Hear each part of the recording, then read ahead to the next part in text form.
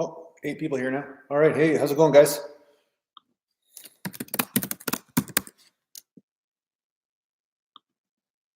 Just posting this link here in my Patreon site. So those of you guys that are on Patreon, you'll see this. And those of you who aren't Patreon so far, if you're not contributing a super chat to the channel or supporting in some way, consider being a Patreon. So that way I can afford to keep doing these live casts and stuff for you guys too. So here we go.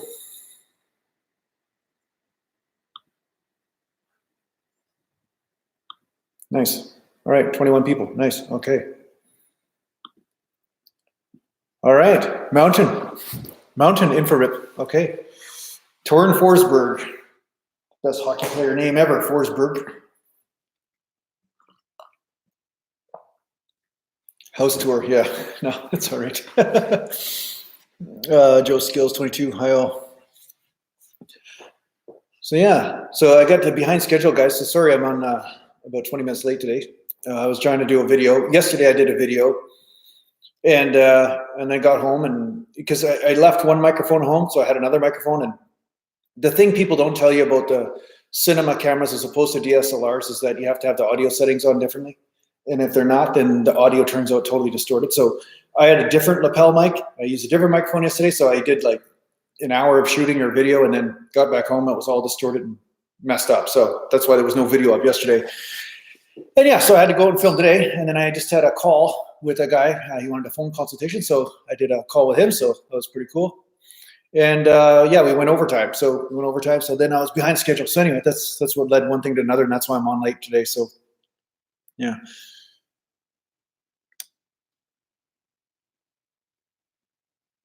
Lucas, good bicep vid, tried it out and the shirt got that are good, nice. We need a Witcher workout. Yeah, that's right. Yeah, my dad called me the Witcher. Yeah, you're the only other guy who called me the Witcher. That's funny. Hey man, how's it going there, Martin? Martin St. Pierre. Mont St. Pierre. Okay, that's right. So yeah, so what are we going to talk about today? What's going to happen, huh? What's going to happen? I think there's an eclipse or something like that going on pretty quick here, isn't there? So hopefully the demons don't come out, but we'll see. Okay, Leslie Jackson. Hi, Jason. How are you, man? Hope you're well, mate. We actually got some rain in some of the bushfire areas. Not a huge amount, but it gives us some hope. Nice. Glad to hear that Australians getting some freaking rain, man. Because we've been getting more in our share. We're getting flooding and everything out here. So yeah, it'd be nice for you guys to get some rain. Dream Chaser. Hey, how do I get back on track with working out again? Well, you see that thing behind me right there? You see that thing? It's called a door. And usually there's one attached to every single gym. And it really helps if you just walk through it. Just that's it. Just walk through the door, enter the gym, and you'll find that it's a lot easier to get motivation to train if you walk through the door first. Just do that. Make that your training program, walking through the door. And eventually it'll lead to training. Right? It does work. The hardest part is walking through the door. Feeling burned out, would a week be enough? Well, it depends how burned out you feel. It depends, but usually a week or two is usually good. Yeah, taking a week or two. I mean, you want the enthusiasm to be there, but yeah, it's always, it depends what your goal is, right? I mean, like I was talking to somebody today, and not everybody's goal is to be Natural Olympia, and not everybody's goal is to be on the cover of a magazine or something like that, and it shouldn't be. I mean, honestly, why are you training? You're probably training because you want to feel better, and you want to get that good vibe going, and you want to take care of your health, right? So ultimately, you're going to go through periods of time where you're going to feel not necessarily as enthusiastic if you don't necessarily have a goal. Now, there's a lot of the alpha mentality that I talk about, where you're always supposed to have a goal. You're always supposed to be alpha. You're always supposed to be the best. You're always supposed to be, crushing the world, crushing it, all this shit, right? Honestly, make your goal the relationship with your training, because your training is going to go up and down. My training is going up and down. Like, there's lots of things and hurdles and obstacles that will come between you and getting the perfect physique or the perfect results or constantly getting linear progress. But can you find something in all of that you like, the center of the storm? Because the storm of results or no results, is there something in it that you can get out of training that you enjoy, that you can take with you no matter what's happening, no matter what result you're getting? And I think that's the key. And sometimes, if you push too hard to constantly get a certain result, or you're pushing through things that maybe you shouldn't be pushing through, or maybe you have an unrealistic expectation of yourself, this can lead to burnout, and this can also lead to you just not being enthusiastic about it because somebody inside you, something inside you says, I'd rather be doing something different, right? So find a way that you can kind of bridge the gap. Like how can you maybe make it fun so that you're still taking care of your health, but at the same time, you're not dominated by it. I mean, being enslaved by bodybuilding is a lot different than doing it as something like, like brushing your teeth in the morning or like, getting a haircut or whatever. So yeah, I mean, it's hard because people are always bombarded with the whole goal setting, crushing mentality that you're supposed to be the conqueror of the world. I mean, how many conquerors of the world can we have in a society? I mean, and look how where it's led us. If enthusiasm is bringing you to getting great results, good. But if your enthusiasm's not there, ask yourself why the enthusiasm isn't there. And if it's not there because you honestly just don't like it, then find a way to enjoy it enough that you can do it. But at the same time, be honest with yourself if maybe you want to do other things as well as doing this as a hobby. Like there's nothing wrong with that either, right? So yeah, that could be one way to get over burnout if you have experienced it.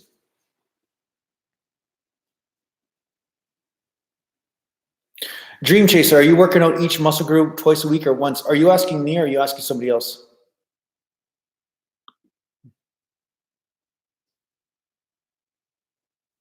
Ricky Field, he upped his salt intake and he feels stronger and pumped longer. Well, I talked about this in the last few live chats. You need salt because salt helps bring in water. And what is water? Water helps you store carbs, carbohydrate. So yeah, you can't uptake carbs if you don't have enough salt. So there you go. And you have more energy? There you go. That's it. How's it going there, MMA, Renegade? Hey, listening whilst driving. How's it going there, Orlando? Nice to, you be careful on the road there, all right? Don't be turning left when you should be turning right. Rob Meyer, hey Jason, what's your thoughts on HIIT? Watch my video, what I think of HIIT training. Short term, I would say HIIT training, like in my own experience, doesn't work for me. Training a body part once every 8 or 9 or 10 days, just super intense for one elongated set is not enough for me to get results. But some people swear by it, but I am definitely not a person that is indoctrinated into that way of thinking. It never worked for me.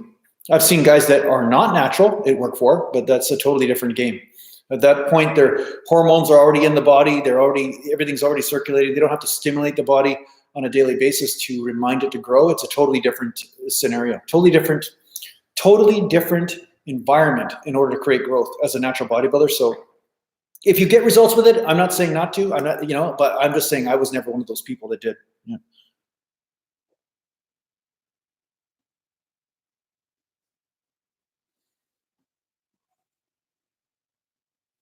Okay, let me just go up here. I'm just trying to.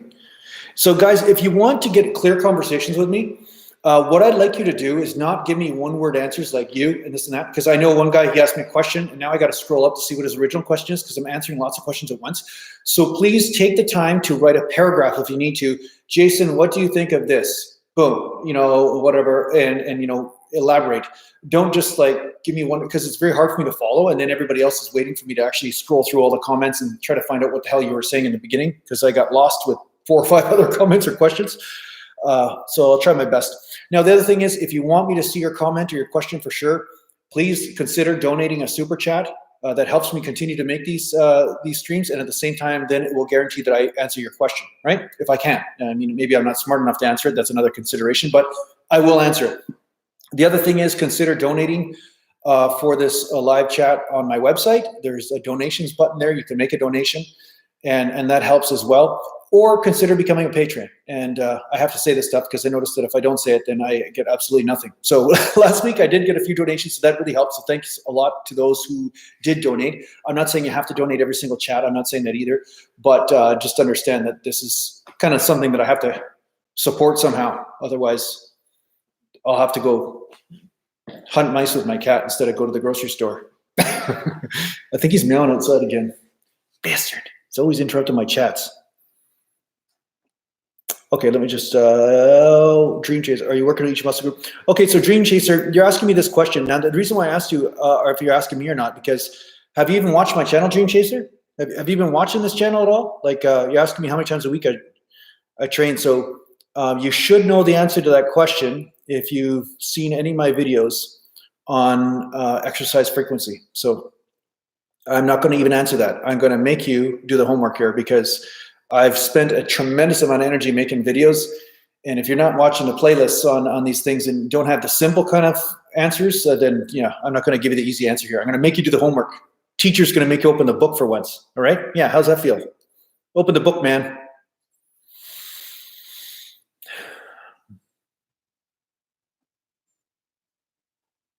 Christopher Lenz, I see some guys flat benching with flared elbows instead of tucked in. Is this just bad form? Are they likely doing this for a reason? Seems like it would hit their delts more and cause injury.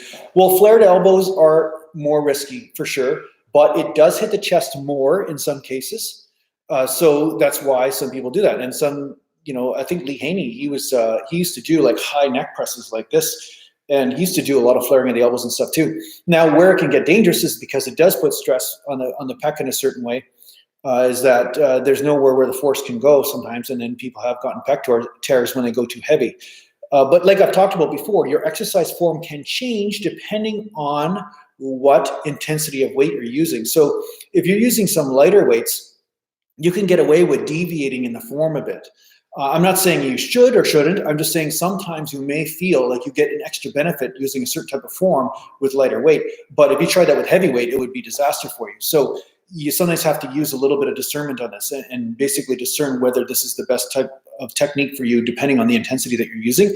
But yeah, when you're using heavier weights, then I would strongly recommend not doing the flared elbows, because that can be a pec tear and stuff like that. But it's not always the case. It just depends on the person. But yeah, I always, when I bench, I try to pull the bar to here, not up here. And that way it keeps the stress evenly distributed amongst the delts and the chest. But say if I'm just doing one plate for warm-ups and stuff, it wouldn't really matter. I mean, where I put the bar, I can handle that kind of weight. It wouldn't be an injury issue, right?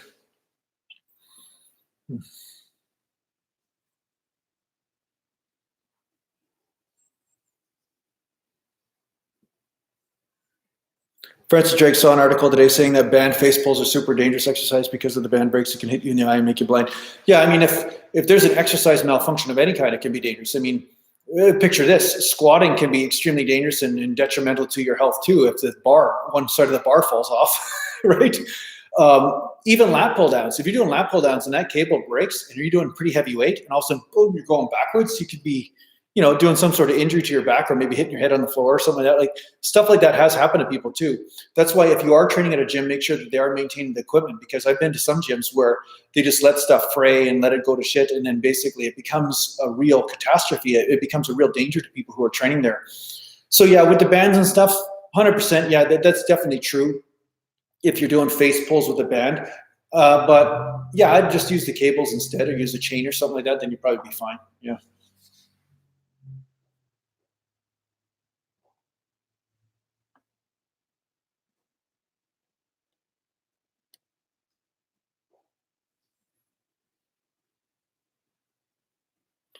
Joel A. Mays, what's the weather up there like? Well, let me just take you. I'll take you outside right now. Let's take a look. You'll see what the weather's like. It's a mess outside. Can you see? Snowing. That's the weather. That's the weather outside right now. Oh, I got a little bit of water in my laptop. That's not good. Whoop. See? So I don't do the house tour. See? Drop this thing in a sink or a bathtub or something. That's probably what happened. And then that's it. No more live chat. Yeah, so it's snowing outside today. So, yeah, it was kind of nice filming outside. Not.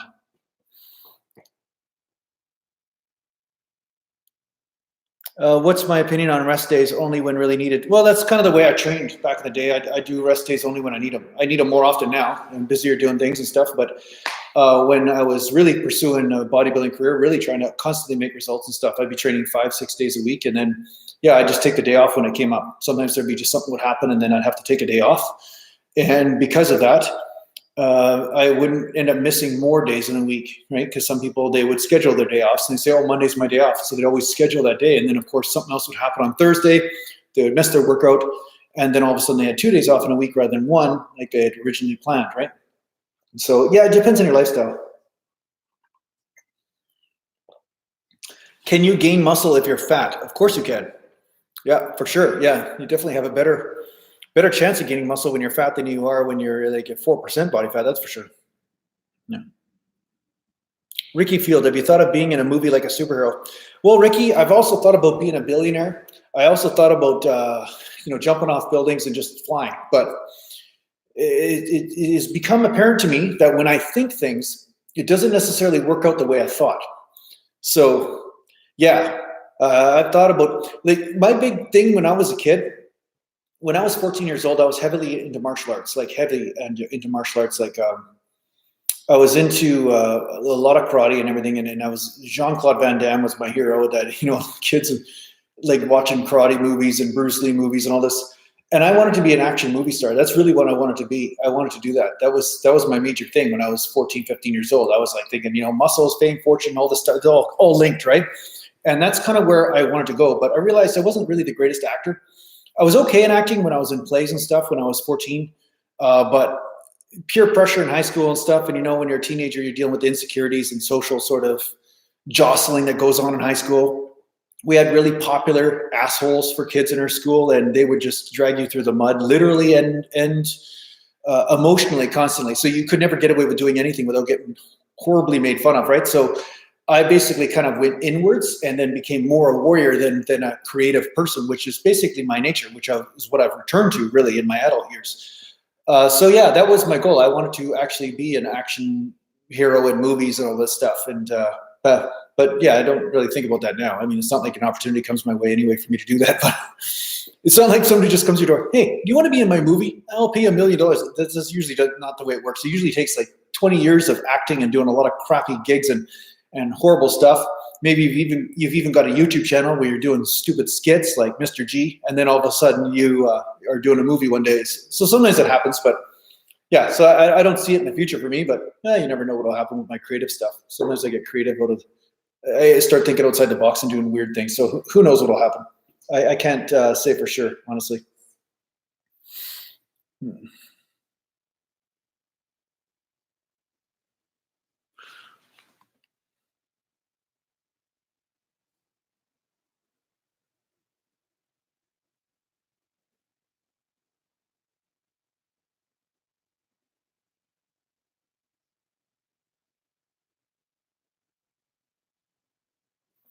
Garba Gaming, how do you get your arms, back, and traps so criminal?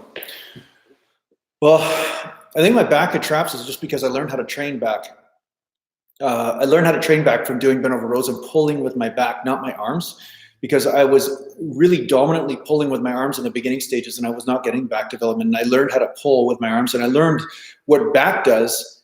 And ultimately what happens with most people when they're doing movements is they think about doing the movement. They're worshiping the movement form that they have in their head, but they're not thinking about or feeling what muscle they're actually hitting when they do the movement. So they'll do a full range of motion that's perfect or whatever, but they're not necessarily saying, okay, where's the motion staying on the muscle and then where's it leaving altogether? So they're never really pushing the muscle group 100%. A lot of times they're distributing the forces amongst a bunch of muscle groups, and sometimes there's this other random muscle group that's taking most of the stress, but the muscle group they actually plan on training, they're not training at all. So this is the real challenge, right? So the very thing that I get made fun of on the internet is the very reason why I got results. That's the funny thing.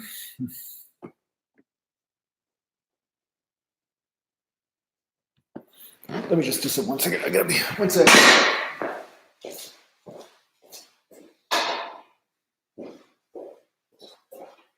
I don't know what happened here.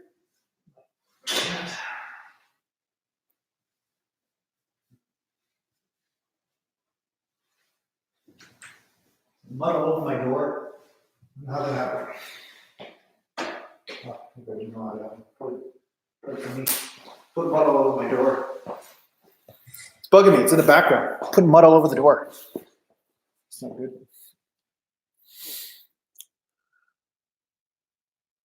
What's the best exercise to do first in a shoulder routine? I don't know. I always did shoulder presses first, but it doesn't mean that's the best exercise first. I don't really know if there is a best exercise. Sometimes it depends what you want to do. If you want to pre-exhaust the rear delts or the side delts, then you do those first, and then you do shoulder presses, right? So that way you're getting more of that rounded sort of shoulder issue going on. But some people, I mean, it's rare, but some people do have weaker front delts, and they want the front delts to hit failure first. So then they do the shoulder press first.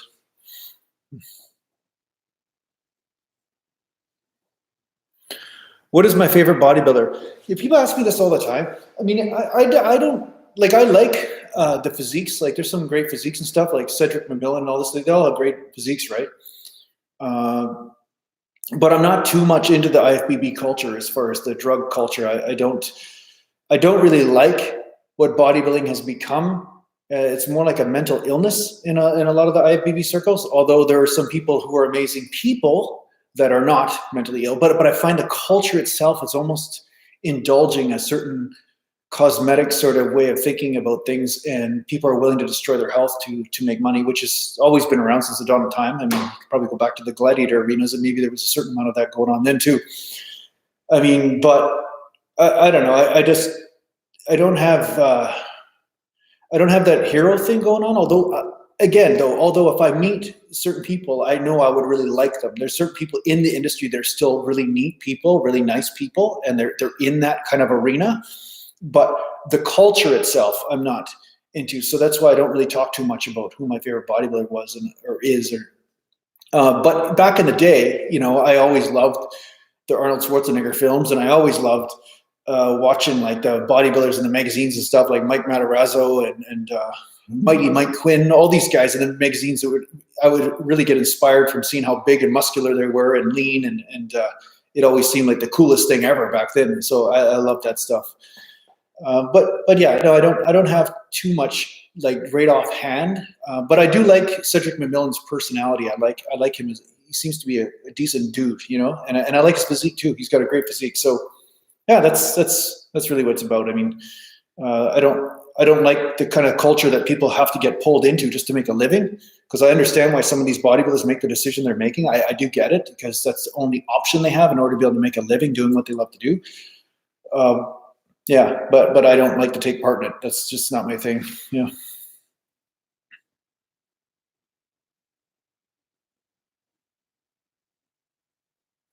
How long does it take for me to make a song in Logic Pro? It takes me about a week or two. Sometimes it takes me a day or two to get the melody or whatever, but I don't know. Some songs, they just seem to be harder than others. And then like, I'm going to pull out my album. Like, this album is actually going to be up. I keep saying soon. It should have been out like last week. But there's this last track that I'm working on. And I might just release the album with one last track on it. I might just do that, because I'm struggling with it. It's the one with the guitar, the one in the latest video, and it's halfway through. But I'm trying to get like other beats and melodies in there that I like, that make the song great. And sometimes something will sound really good, but then I have to step away from it for a day or two, and then I listen to it again, and I'm like, oh, that's absolute garbage. And then sometimes it actually sounds good. So I have to create distance between me and the track, and sometimes that takes a bit of time too, and that's why it takes me a while to get out the tracks too, because if you just pump out a beat, it sounds okay at first, then you realize it sounds crappy later. It's because you didn't create that distance or that objectivity between you and the song. So it definitely takes me at least a few weeks to make a track, if you really look at it, 2 to 3 weeks. But yeah, I mean, I enjoy making them. It makes it fun, but I don't know. It just seems like I'm juggling so many damn balls at the same time. I'm running 2 YouTube channels, and I'm trying to make sure I put out enough YouTube content for you guys. And then I'm trying to make sure I'm training and staying in shape and stuff. And then at the same time, when I do a song, then I'm not editing video at that point. And it's almost like I only have so much creative juice in a day. I have about 2, 3, maybe 4 hours of creative juice where I can create, right? But any more than that, it's like, then I just get burned out and unenthusiastic. And I want to make sure that I'm enthusiastic, which is why sometimes I have to decide, am I going to put out a video today, or am I going to work on music? Or if I'm going to do this or that, because the enthusiasm is only there so much. And then from there, I need to absorb, you know, I need to have the inward, the yin to the yang, right? I need to read a book. Like, I'm reading some great novels right now. Robert McCammon, if you guys haven't read Robert McCammon, he's a great, great writer. I mean, I read his book, A Boy's Life. That was really neat. And now I'm reading his book called Swan Song for the second time. And I read it like over 10 years ago, maybe 15 years ago, I read that book. And now I'm reading it again. And it's like revisiting such a great book over and over again. And I haven't, like, I couldn't remember a lot of the good parts of the book. And it's actually been a really good experience. So yeah, I'll go inwards of doing that. So I kind of try to balance myself out that way. So yeah, I will have more songs coming up because I find that my songs are getting better, in my opinion. I mean, other people might have different opinions, but I find my songs are getting better. And then when my songs are better, then it makes me more happy to make a workout vlog because now I get to put in the music that I really like to make or listen to, right? Mm.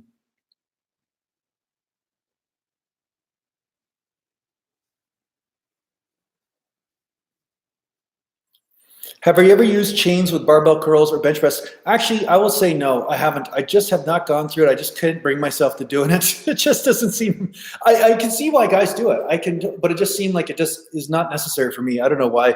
Maybe I'll play around with it one day just for fun.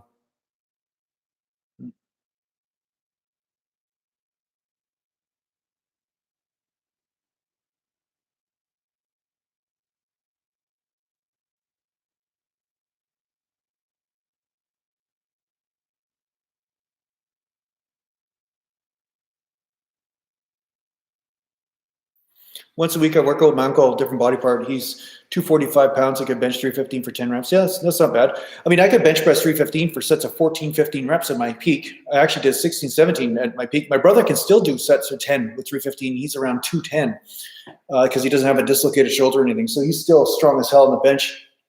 Yeah, so it's always good to work out with somebody better than you. There's no doubt about that. Somebody that has a little bit more wisdom, somebody that's been around, that has trained for longer. They'll always have these little tricks or these little things that they discovered by accident or on purpose of what works, and they'll help you through showing. Because there's my wife and I have talked about this quite a bit, but back in the day, there was this apprenticeship thing that used to happen with jobs and stuff, where you would just basically apprentice under somebody who was a journeyman, a person who had been doing something for 30 years or maybe generations in this person's family. They were making shoes or whatever. And this kid or this young apprentice would just be there working pretty much for free, but just to learn the craft. And it would take a long time to absorb. Now, it's not the same as learning something through a book. When you see the trials and tribulations on a day-to-day basis where a journeyman is showing you through you, like an osmosis, where you're basically absorbing the knowledge that they have, there's a real power to that. So yeah, I mean, I definitely would recommend if you can work out with somebody who has had a lot more experience, you're going to learn a lot of things and pick things up and see how they move and what they do and why they do it, and see how you can apply that to yourself, and maybe they'll have some good feedback for you as well. So it definitely will help your progress. Yeah. Are slow negatives helpful in building strength? Yeah, definitely. Especially when you're doing heavier weight than usual. I mean, definitely. Yeah, it definitely does help. Yeah, I think so. Is it possible to get gain supersetting for each muscle group to do a 30-minute workout? Well, supersetting means you're doing chest and back, chest back, chest back, chest back. And yeah, of course it is. It is possible. As long as your cardio is not as long as cardio is not the weak link in the workout. So if you're out of breath and your sets are dying because your breath has just given up on you, then I would say you're not going to make as much muscular gains in that case, but you're still going to be getting in shape or cardio, some cardio work. Right? I mean, a big example would be, say you're doing legs, right? You're doing squats and then you're doing, I don't know, abs in between, I would never recommend that. It's a horrible example, but say you're doing squats and then you're doing some shoulder presses, and then you go back to squats, shoulder presses or something. Like, you're going to die doing that, and it's going to be more cardio death, not necessarily muscular death, right? So, Carlos Rio, love the Canadian accent. Greetings from Victoria, BC. Well, Carlos, what are you talking about? You must have a Canadian accent. You're from, I mean, you got a name like Carlos, but you're Canadian, man. So you must have a Canadian accent.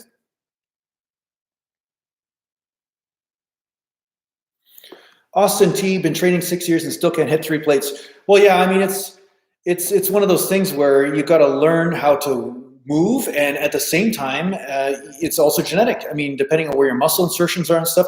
I knew some guys with awesome chest development that were just repping out 225, but they were never 3-plate benchers, right?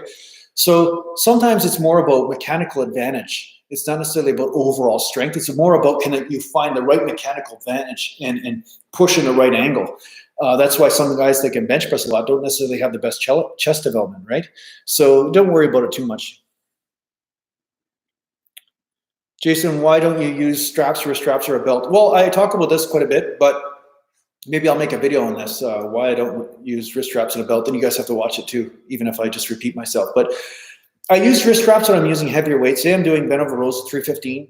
or and above, then I'll use wrist wraps, because I find then the bar starts to roll out of my hands, and I don't use a reverse grip because that's going to be a bicep tear waiting to happen. And plus I'll be rowing kind of sideways, right? So I don't want to do that, obviously.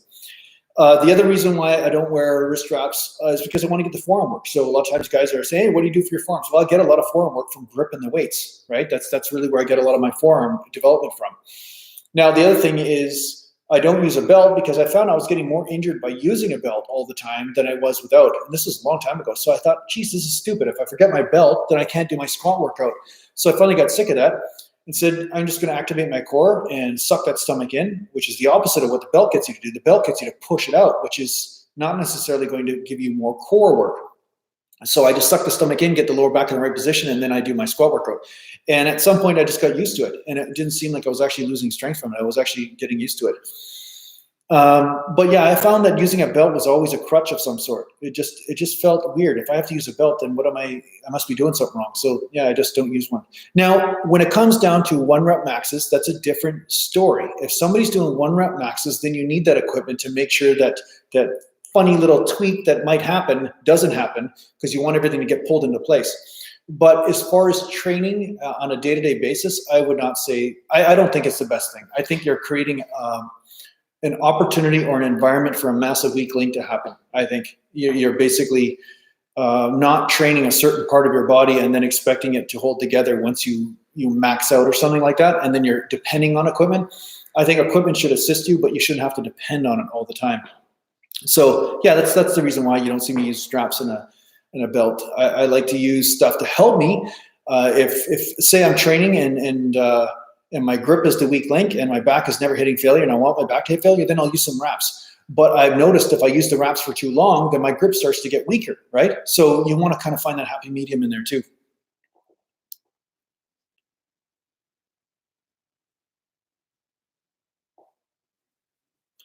Yeah, no, I never dyed my hair, man. I don't dye my hair. Uh, the funny thing is, I know you're just joking or whatever, but you're saying dyeing your hair to avoid looking like a silverback. Oh, man. No, I don't dye my hair. But what you will find, though, is depending on what minerals you're having at the time, and depending on your kidney function, how burned out you are, will depend on sometimes how gray you get, or sometimes how much color you get to return, right? So there are other factors that sometimes play into that. So yeah, what do you think of gym bros? I think gym bros are well. Anyway, I don't have a nice word to say. I understand the gym culture. Like when you're a young guy and you're in your 20s, everything's about ego and it's all peacocking, and you're trying to get a girl and you're trying to show off, and who has the brighter colored feathers is the guy that gets the girl. Like, I get that game, whatever. I mean, I understand it. But what I can't stand is the gym bros, the guys that walk around, they're all full of drugs and stuff, and they think they somehow earned the results. And you know what? You're not fooling me. It's like one of those things where I knew guys that when I was working in the bars years ago, where they'd step on some sort of illegal substance or something like that, and then they look better than me within about 3 months. And I'm like, what the hell, And then of course, fast forward 6 months later, then they look like garbage again. They look like, I look like when I was 12. They just they'd be up and down. So it was all like a facade. It's all fake. It's not authentic, right? So I'm all about people being authentic, because at least you have something to connect to, rather than this puppet. Like it's kind of like me jumping on here and saying, hey, this is who I am. Hello, welcome to Natural Gallant Bodybuilding, right? At some point, this puppet starts to get annoying. It's like, just show me yourself. I want to see you, Yeah.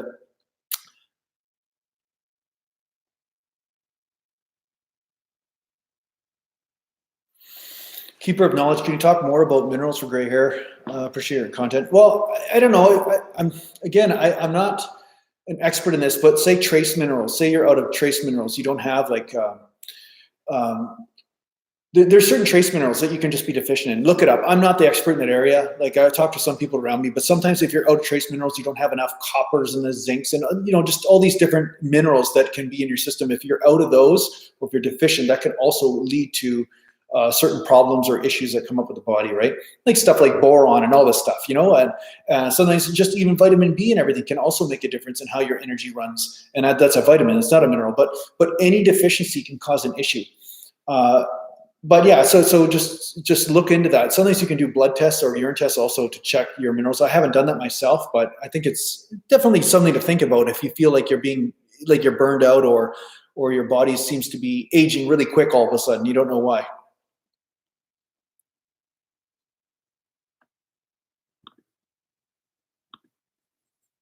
MMA is asking me if I'm working with a country singer. MMA, I just removed your comment because I don't even promote him.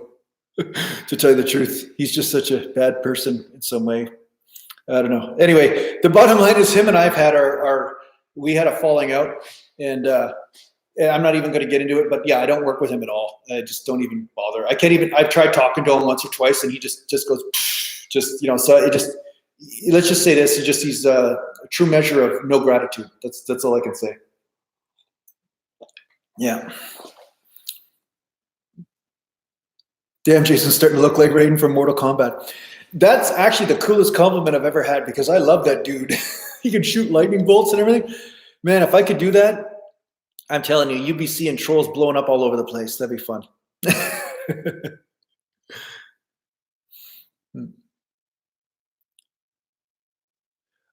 Jay Renee, what's up, Jason? Just joined the chat. Do you take anything to prevent hair loss? No, I don't. I don't take anything to prevent hair loss. But okay, I'm going to say this. I just started doing something just for fun, just to see, okay?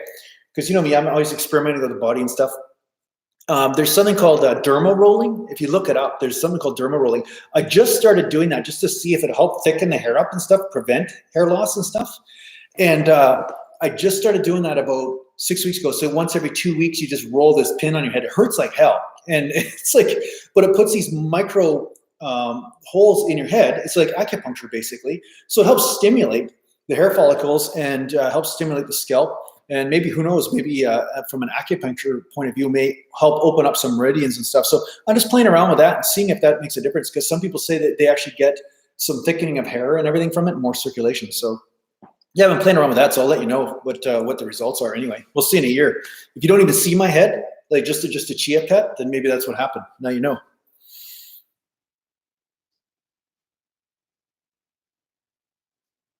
What muscle group do you think is lagging in your physique? Well, calves right now probably are lacking because I don't train them. I haven't been training them, honestly, but I know the minute I start training them, then they would probably come up pretty quick.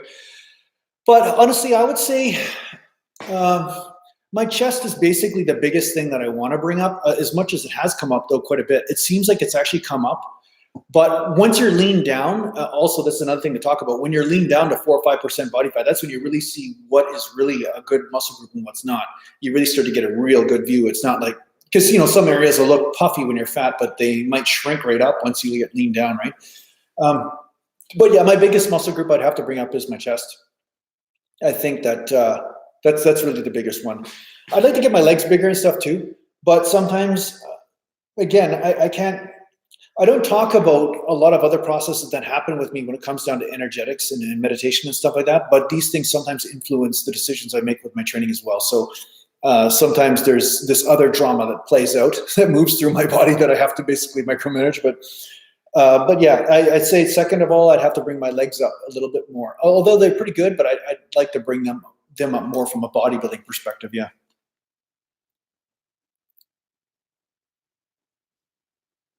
Oh, thanks, Joe Skill. Have you brought up any unsubs up the mountain? Thanks for the super chat. First super chat of the day. First super chat. I've been on here for 40 minutes, and the first super chat came from Joe Skill, the hardcore guy that buys all my shirts and actually supports me all the time. That's always the way it is, isn't it? The people that support you are the ones they over-support, and they give too much, almost to a point where they're basically bled dry. And then the people who show up all the time, they don't, and it's funny. So Joe, I appreciate you. Thanks, Joe, for always being around and always commenting. And I notice you buy shirts and stuff. And so thanks a lot for your support. That means a lot. Thank you, Joe.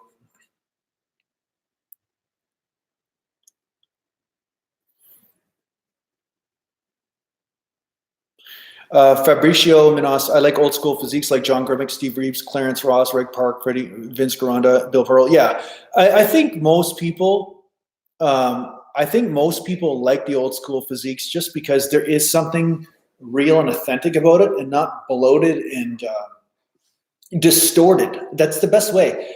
But how can a physique look natural in some way and like beautiful from nature itself when it's gotten like when it's become a chemistry experiment, right? So I think that's exactly what's happened, and that's probably what I like about Cedric McMillan is that he has a lot of symmetry to his physique. He doesn't look like a bloated elephant, you know. He looks good. I mean, for a guy that is, you know, in the IFBB unnatural realm or whatever, he looks great. But yeah, I think the old school bodybuilders, they definitely had that beauty to them as well. There was something very Greek statuesque about them that I liked. Yeah.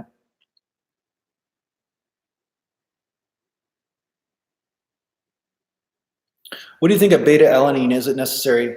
I don't know. I don't take it, so I mean, I can't say it's not necessary. I can't say it's necessary, but at the same time, I'm not saying it doesn't help either. I mean, I haven't really experimented with it. G Shirka, what channel am I watching? Jason's Natural Hair Loss Tips. Never thought you would be answering those questions. No, somebody just asked me, G Shirka. Somebody just asked me about do I do anything for hair or whatever, right? And you know, because we're chatting here. I mean, we talk about workout tips, but how many damn questions can we talk about with bicep curls? So it makes sense that the questions would go to different places, but yeah, I'm definitely not a beauty tip channel by any means. I mean, that should be obvious. Just look at the face that's on your screen right now. But at the same time, sometimes guys talk about this stuff too, right? Who knows, right? We're here to just have conversations. That's really what Friday's about. I mean, most of my videos are about just answering straight questions and getting about training and stuff. But honestly, I get bored of that shit too. So if you guys want to ask different questions, that's fine with me. I mean, like, hey, what books do I read? What fiction books are, you know, whatever. I like talking about different stuff. I mean, whether you like me talking about different stuff, that's the question, I guess. But mountains from Italy, nice. Eh? Sono Jason, huh? Sono Mountain. Do you have any tips for getting better sexually? I don't know if I'm really the expert in that realm, my friend. So yeah, I probably am not going to be able to, I'm just not going to comment on that. That's just not a place I'm going to comment on that. My grandma said you look good when I showed her a clip from you. That's great. That's great, Crisis. I don't know whether I should be insulted or complimented. I don't know. So we'll see what how that turns out. Oh, it's funny. My grandma. Leslie Jackson, how you doing, buddy? Thanks for the $10 there, buddy. Thanks.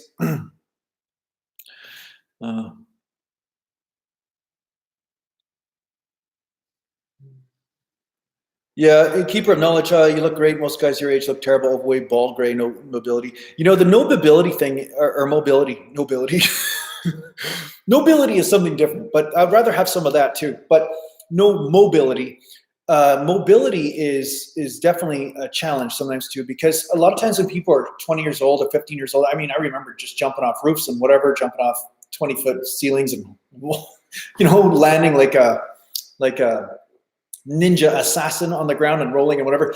Now it's like my knees are tight. Like, you know, I'm not going to be just jumping from 20 feet in the air and then landing. I mean, if I do that, it'll just hurt a bit, right?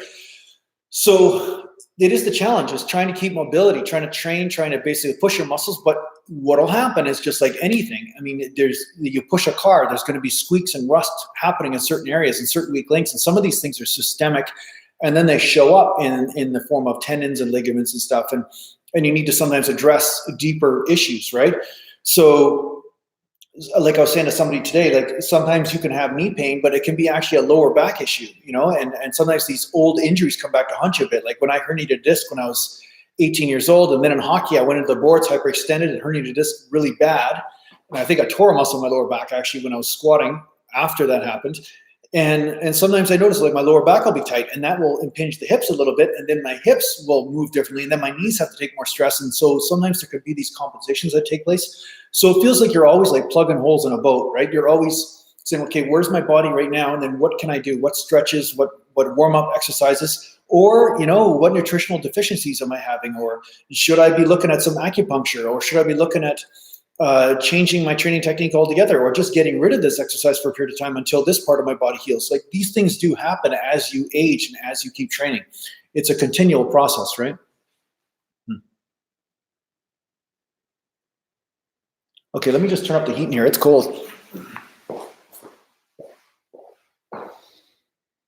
Man, It's just not getting warm. It's not getting warm, man. Okay. Yo, Jim Worth, how you doing, buddy? Yeah, Joe Skill, Jason's 20 years young. Thanks, man. I'm glad you're not wearing glasses. It's good. Sean Pavlik, oh, there you are. I haven't seen you for a long time there, Sean. How you doing? What are my thoughts on CBD oil? You know what? I'm not a guy that would use CBD oil, but I do understand that there is a CBD oil out there that is not anything to do with THC and all this kind of stuff. And some people use it and they get some sort of result as far as pain and lower inflammation, all this kind of stuff. But in the end, I would be like, can you find a way to not have to use it in order to train or in order to exist? If you can, I think that would be a better scenario. But I understand some people need certain medicines at a certain time to get to, you know, a deeper level of health. I'm not a user of that though. Yeah. Jim Worth, what about arthritis? Okay, so I don't know what your full question is there, Jim. So just like I said, give me context to what you're asking. Because sometimes there's a delay between the chat and when I'm talking and stuff too. So, how is Canada? Would you live anywhere else if money weren't an issue? Well, I don't know, Black Phoenix. I don't know. You know, the thing is that I like living in Canada. I mean, the weather's not bad, but I love Italy. Like, so shout out to the Italians on here. Italy is beautiful, but a real shortage of gyms, that's for sure. And at the same time, if money wasn't an issue, see, there's other complications. I'm also a convenience-based sort of guy, you know? And when you go to certain countries, sometimes the things that you're used to convenience-wise are just totally gone. Like, I know that if you own certain properties in certain countries, sometimes it can be more headache, where it's a liability, where they're charging you property tax every year and all this kind of stuff. And then you're stuck with this relationship because you can't get rid of the place because maybe the economy of the country is not very good either. So, oh, thanks for the $2 there, Kung Fu. Thanks, buddy. So yeah, I don't know. I don't know if I'd want to live anywhere else. I mean, I really do like the hustle and bustle of New York and also California. Like, I do like the fact that that is there, but to live permanently, I don't think I would like that. Like, I like Beverly Hills. I mean, if money was an issue, like, it's kind of neat, the shopping and there's always the beach and there's always some sort of movie premiere or something like that in Hollywood sort of area. That seems like it would be interesting. But when it comes down to the instability of like, say there's a guy that's close to me. He only lives in the island, and he runs a YouTube channel where he drives exotic cars and stuff. And he goes down to Beverly Hills all the time, and he gets pulled over, and then the policemen don't even know the laws. And then he has to get into some sort of liability issue with the policeman in Beverly Hills. And he's going in there and submitting complaints to the lieutenant or commander or whatever. And then they're basically trying to fix things. But there's so much, I find that the one thing I like about Canada is that I kind of know what I'm dealing with as I go from town to town, where, say I go to the States, it's like you go to one state or another, the laws totally change, the scenarios change. And I talk to people from the US all the time on sometimes when I'm playing video games or even on here.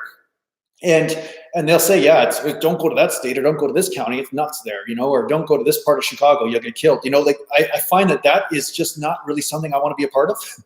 And I find there's just so much unrest in the world right now. There's so much like people are so worried about having borders on their country because they think, oh, you're not supposed to have borders. Everybody's supposed to la-di-da, whatever. I'm like, try not having an immune system for a day and see what happens to you. You know what I mean? Like, I mean, I'm all about people coming from other countries and living in countries and stuff, but you want to make sure you know who's coming in, right? So I find there's a lot of confusion around boundaries right now, a lot of confusion with laws and a lot of political unrest and a lot of stuff going on. So I find during this time of negotiation, I'd like to stay where I'm at. Australia seems like a great place when it's not on fire. I mean, you know, I really feel for the people down there because I've met a lot of Australians and they're just really nice. Like, I mean, as a culture, they seem to be pretty good people, you know, and I've met a lot of good, likable Australians, and I love the land there, although the land doesn't look like I could survive it for very long because there's always something that could kill you. But I like Australia. I think Australia would be a nice place to live. Jim Worth. Jim, you should know this. Jim, you should know the answer to your question. Jim, you've been here for a while, right? You've been here for a long time. You're saying, am I a lifetime natty bodybuilder or just natty now? I want you to answer this question, Jim. You've been here for, like, how long have you been on this channel for? I think you've been here for years, haven't you? If not, I'm just I'm mixing you up with somebody else, but I'm pretty sure you've been here for a long time.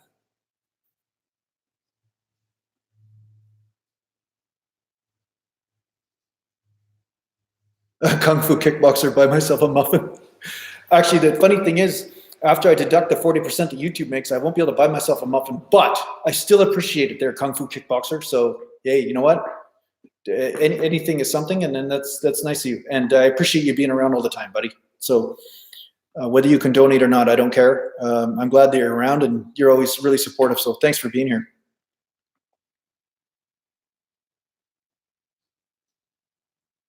I'm still waiting for Jim to answer his own question here.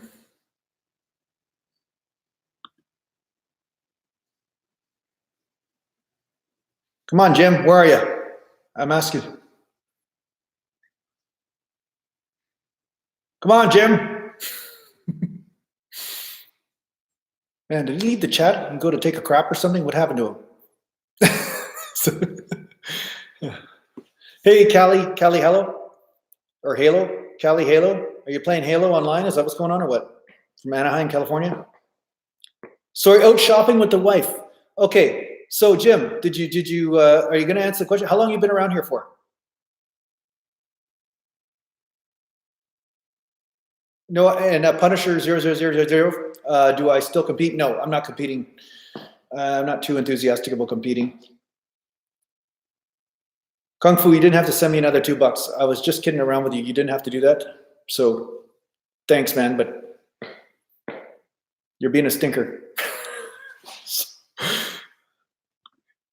So where's Jim? So Jim's shopping. He drops a bomb, asking me a question, and then he doesn't answer because he's too busy shopping. Come on, Jim. Anyway, a few years, but wasn't sure if it was always. No, Jim, you didn't offend me. It's just that you've been around for a long time, and I don't know. I guess you haven't watched any of my videos because I've said a million times in my videos and in the chats and in the comments when people ask me this question. I've said it so many times, it's almost I'm sick of saying it. I am lifetime drug-free. I have never used drugs for bodybuilding purposes of any kind.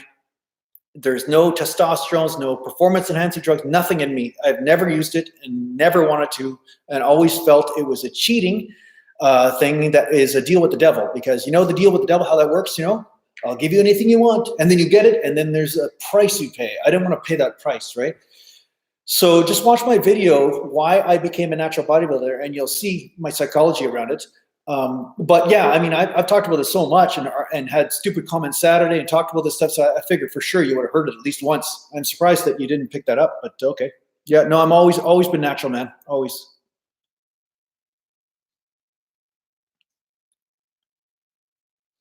Okay, anyway, I was going to ask, new to your channel, in a way, I was wondering what's a website for your mountain shirts. My website is naturalgalantbodybuilding.com there, Matthew Copley, and I have workout programs and my music that I make for my videos on there and workout shirts and stuff. And yeah, I've been natural my whole life there, my friend. And yeah, I 100% promote that lifestyle because, yeah, in the end, it's basically you're learning self-mastery at that point, and it's something you can maintain. You're not dependent on a drug like the average drug addict, right? You know. So Richard P, this is the inevitable question that comes up every single chat. Are you interested in HRT, hormone replacement therapy for anti-aging? No, I am not, Richard P. I am not even remotely interested in hormone replacement therapy. I think it's a cop-out. Some people, if they have a horrible health condition of some sort and they want to do it, I'm not judging them as a person. Like, fine, go ahead, but I believe in trying to figure out what's going on with the body in the first place and why certain processes are happening. And yeah, putting hormones in my system just does not seem to be a positive thing. I'm sure there will be a negative repercussion at some point for it, even though a lot of studies and stuff are saying that, you know, maybe contradicting or whatever. But one thing you want to say is who's funding the study? That's what I want to know. And most of the time it isn't just some idiot that's not not profiting from the results, right? So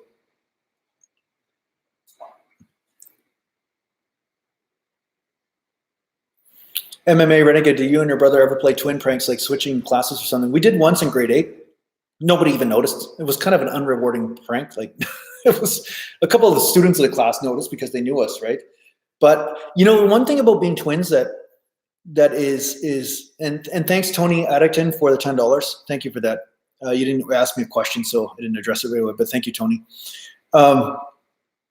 Yeah, one thing about being a twin that I didn't like was that a lot of times people say, oh, you're a twin, you kind of look similar. So that way you guys think the exact same, everything is the same about you, your personality is the same, everything, and nothing can be further from the truth. There's a lot of differences. Just because you have a similar hair color doesn't mean you're the same. It's kind of like there's a massive discrimination or racism that goes on, I guess you could say, when it comes down to twins, because people assume you're the same because it just takes too much effort on their part to decipher that there's individuality in these two people, right? So yeah, discrimination is frowned upon in the world, but when it comes down to twins, it's almost promoted. They're like, oh, you're the same, you know. So I find that the big struggle about being twin is finding your own individuality as far as expression through friendships and stuff, because a lot of times people are afraid to get to know one because they think, okay, I don't like this guy, so I'm definitely not going to like his brother, you know. Meanwhile, you're totally different people.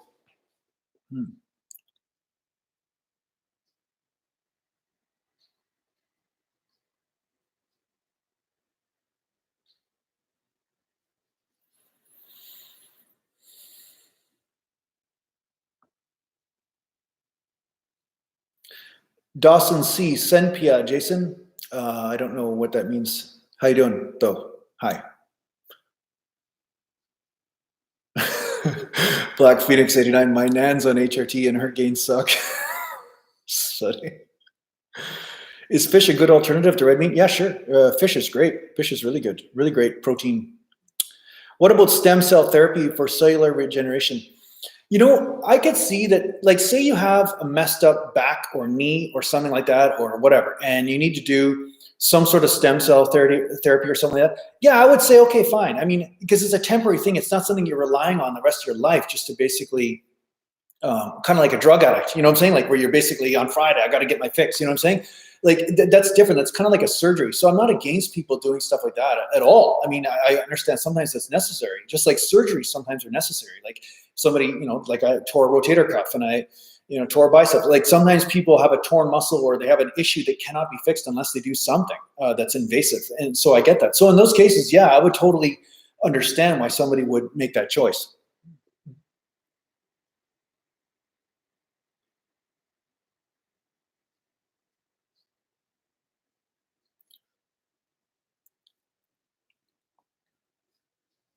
Jim Worth, have you found as you age you cannot work out as long or as often? You know what? I find that I can work out longer, but I find that doing is heavy weights and stuff. Some of the burdens of some of the injuries or some of the catastrophes that I've experienced in my life could sometimes play a role. So sometimes I find that my joints cannot take the same type of beating as they did before because I have different instabilities or different histories going on. But when training's going good, it seems like I have more endurance than ever. Honestly, I'm pretty good.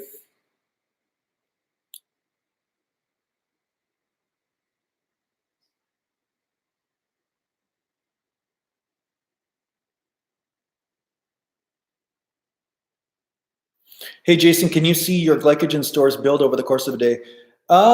You know what? When I get up in the morning, I'm flattened out for sure. Sometimes when I do a video and I haven't eaten much, and then I do a video, I can see that I'm flattened out, and then I eat, and then I fill out a bit for sure. Glycogen stores do definitely fill out after you have a few meals, which is why you notice that sometimes when you train more in the evening or afternoon, that you'll be a bit stronger, get a different type of pump. Punisher, you should just do a bunch of juice when you're 90, be the hugest dude ever. Yeah, you know what? There is an argument for that. Like say people are just going to die in 2 weeks or 3 weeks or a couple of years anyway, then yeah, the risk versus reward is kind of a different sort of thing to consider at that point, I guess.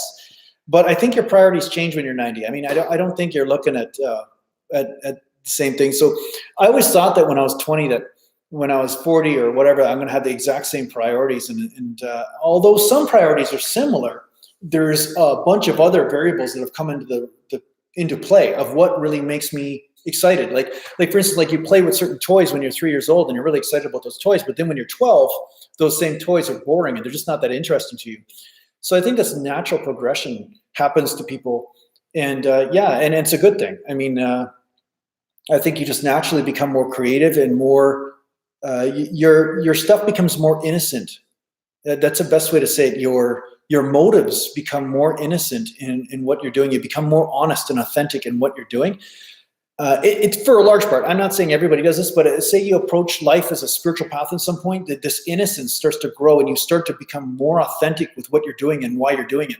And sometimes you will discard certain things that are based on some sort of ego stuff. Like you won't necessarily be so invested in trying to impress people or compete. You're doing authentically what you like to do, what you like to play doing. And sometimes that is training, but sometimes it might not be. Sometimes it might be, I'd rather just enjoy a good story or make some great music or enjoy nature or whatever. Like, who knows? Maybe I just want to explore nature or something. There could be a lot of different ways, but evolution happens. And that's always surprising to the 20-year-old mind, but evolution happens. You get older, you start to have different priorities, different things happen, and it's a good thing because, you know, life being always the same is not always is fun, right? So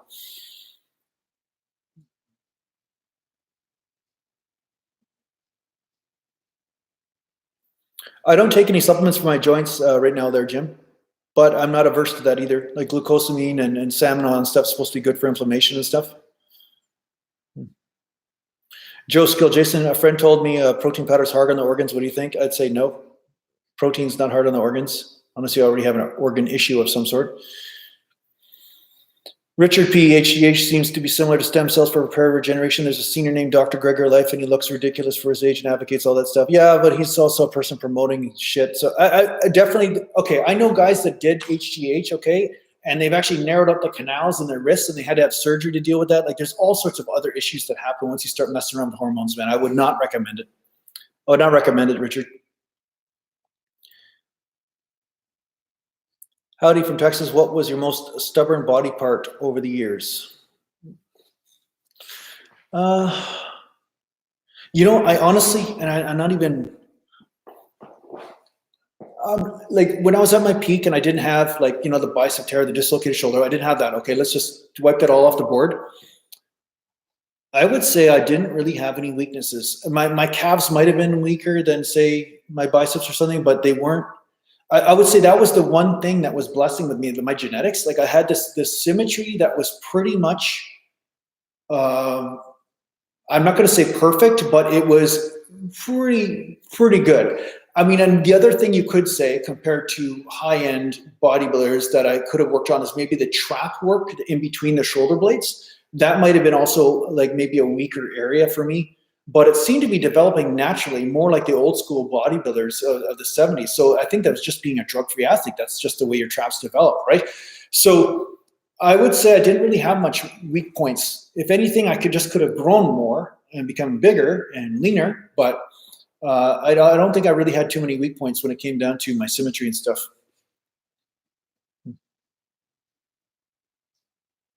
Massimo, I am small. You know what? I am small compared to some guys for sure. If you talk about drug-free bodybuilding, I'm not so small. But yeah, I can see you're just trying to troll. I don't know why you want to just troll right away, but whatever. Okay, we'll just let you go then, Massimo. Sorry you missed the opportunity to connect to me on a deeper level, but I guess you're not really interested in that, so that's fine. Okay.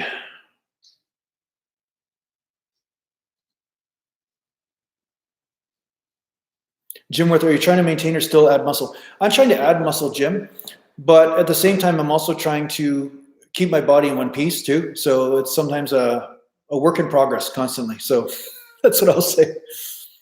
No, Carl Fraser, thanks, bro. Love your approach on training and techniques. Your style is different but effective for sure. Thanks. Jose Hernandez, Jason, do you schedule days off in the gym or do you work out until you need a day off? I will, you know, I will take days off as I need them. I don't schedule them though, no. Hey, Jason, okay, Richard Works is asking, hey, Jason, can you talk about cortisol and why people are saying pump work doesn't build muscle? Well, the reason why they're saying pump work doesn't build muscle because pump work, you know, is basically saying doing light weights, like just pumping light weights all the time. Yeah, pumping light weights all the time does not build muscle, really. I would say if you're hitting failure and you are endurance fiber dominant, maybe you would have a tendency to put on muscle with it, but you won't put as much muscle on as if you are also getting stronger with that. So there's an argument. Like if somebody's saying, I'm going to do 50 reps for every set, and that's what I'm going to do, that's not necessarily going to put on muscle as much as, say, a person doing sets of 15 to 20, which is some people still consider high reps. So first you have to come up with a definition of what is pumping reps.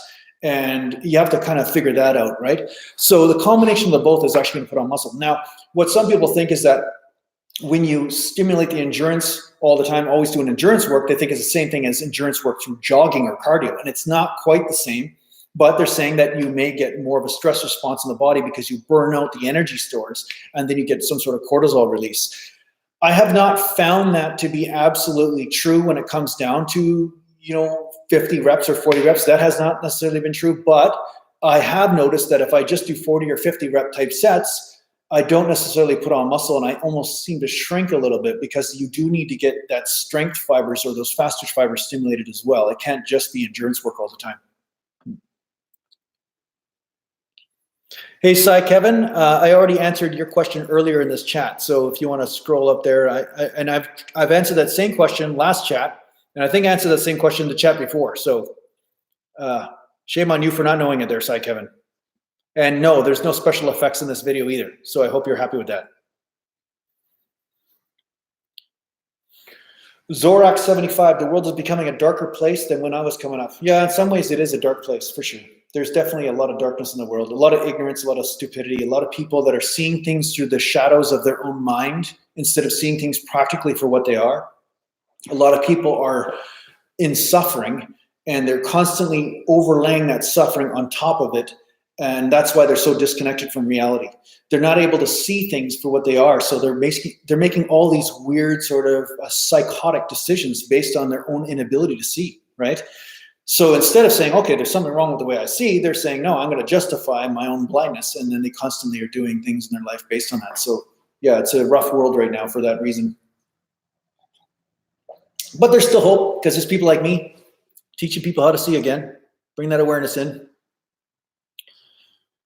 Does the G and Mr. G stand for gallant or gangsta? Or am I just looking into this too far? You might be onto something. I thought it was gallant, but you never know. It might be something else. It might be something bad. You never know. Have you ever experienced arm and shoulder numbness during a workout? No, but Francis Drake, that could be a pinched nerve in your neck or something, so go get that checked out.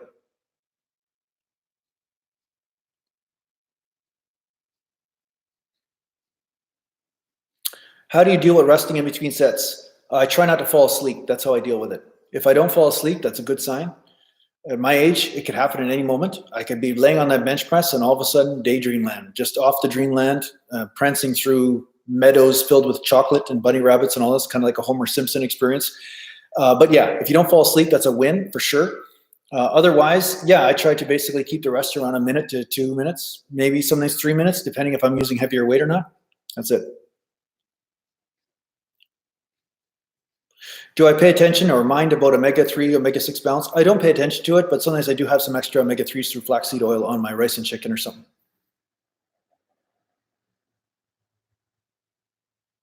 What is my height and weight? Jim Worth, you are surprising me. You are shopping with your wife. You know nothing about me. Have you watched any of my videos, Jim? Damn it, Jim. Damn it, Jim. I feel like the doctor from Star Trek. I just... I am not an educator. I am a bodybuilder, Jim. Why do I have to tell you everything you should already know? I'm going to let you investigate that, Jim. I'm going to let you investigate that question. Kung Fu Kickboxer, are personal training certificates worth the paper they're written on? No, they are worth absolute garbage. They are shit. Personal training certificates are nothing. They're basically just an excuse for people to say, join my popular crowd. Therefore, you can get some insurance and therefore you can train. But you learn very little with the personal training. I mean, you learn terms. Okay, let's just put it this way. If I learn what the name of a part on a bicycle is, that doesn't mean I understand what that part does. If somebody says, "Oh, this is the something tuberosus," or this tendon is attached to this, what the hell is it called, process or whatever. A lot of times, I find that learning a dictionary of terms, somehow people make the relationship between that and understanding how the body works, and it doesn't mean that at all. And I had a lot of people that when I took different personal training courses and stuff, it's like they really didn't know anything about training at all, and they were trying to tell me how to train. Meanwhile, I'm thinking, well, you don't even know. You haven't even produced the results, so why are you telling me what works or what doesn't? So I think personal training, if you take it with a grain of salt, if you have the practical experience with some of the knowledge, yeah, it's good. And I think that learning how certain injuries can affect a client, that's also important. And learning the law of individuality, that's also important. But that doesn't really get taught, not in the courses I took. It never got taught. It never got taught, like, if a person has this issue, then move them this way. If they have that issue, then move them this way. That didn't ever get taught. It just said, okay, this is how you do a squat, this is how you do this is how you do that. And it was very black and white. So yeah, I don't find that personal training certificates are worth much, no.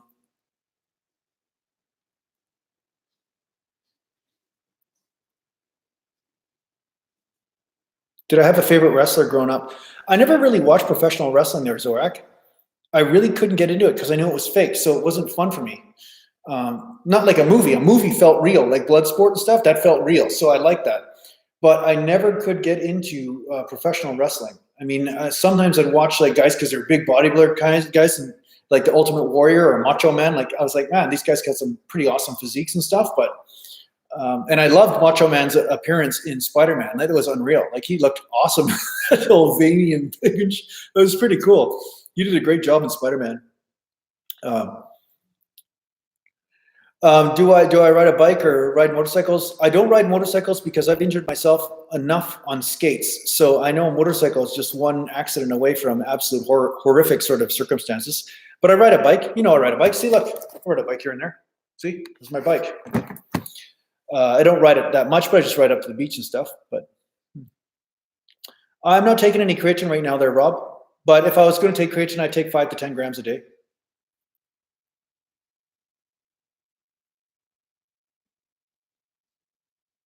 I wish it works. $5. Thanks, buddy. Thanks for the $5.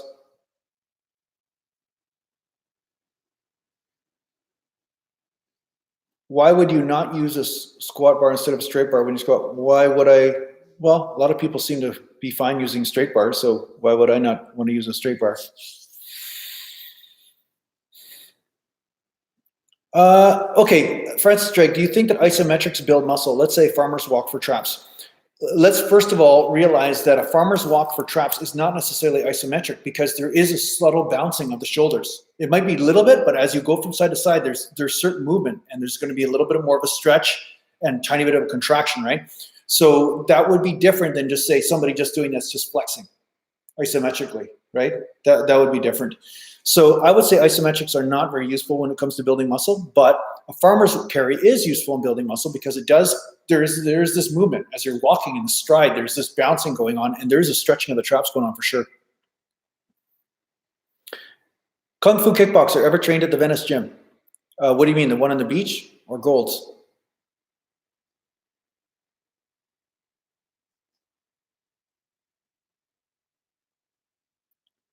Jose Hernandez, what other YouTubers do I follow? Well, you know what? I follow some guys that talk about camera equipment and stuff.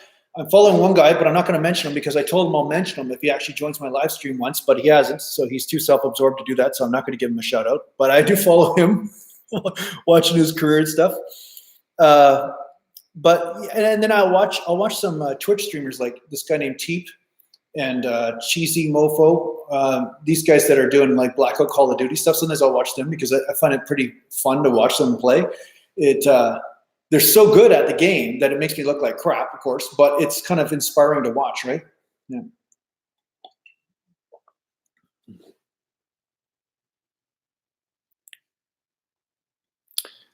Joe Carl Fraser, did you ever play defense or offense in hockey? Did you play, or do you play lefty or righty? I'm a right-handed shot in hockey, and I played forward mostly, but in the crappier leagues, like the leagues that were like, you know, guys that were not as good skaters and stuff, I would play defense sometimes, and I really enjoyed that too. Yeah. Kung Fu kickboxer. So, Kung Fu kickboxer. Now, shame on you. You should know the answer to this because I talk about how when I used to go to California in the days and do photo shoots and stuff. So you should know the answer to this. I am shocked. I am shocked that you do not know the answer to this, Kung Fu.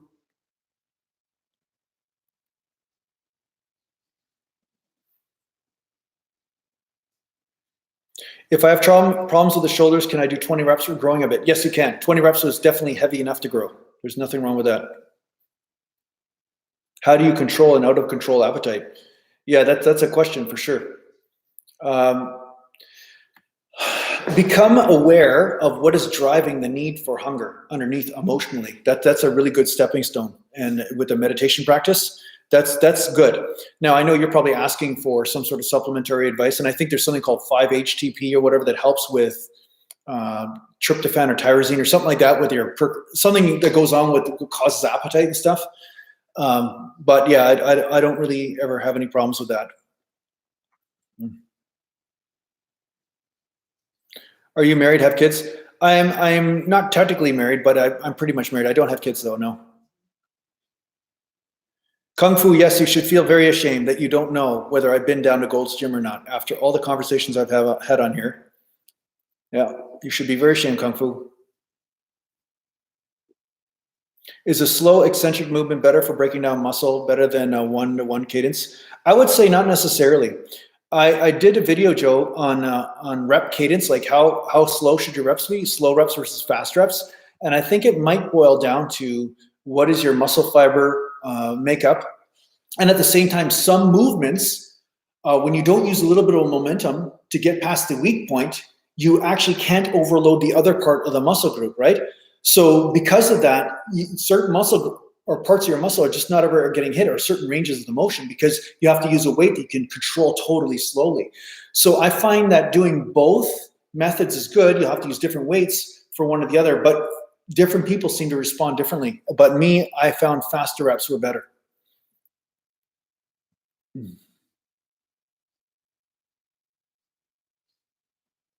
Richard P, no, I don't believe in cannabis use for mind-body recovery. I don't believe in that crap, honestly. Richard P, you're all about the substances. Do you know how to do anything without substances or what? I mean, I'm just going to ask you that because you seem to be a promoter of substances for some reason.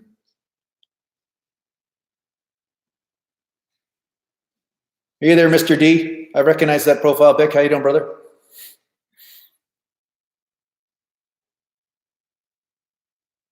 Leslie Jackson, I had a few years playing ice hockey back in teenage years. We had limited outlets for ice hockey. Great way to keep fit. And the girls loved a guy who could skate well. That's funny. No, hockey's great. Hockey's a fun game.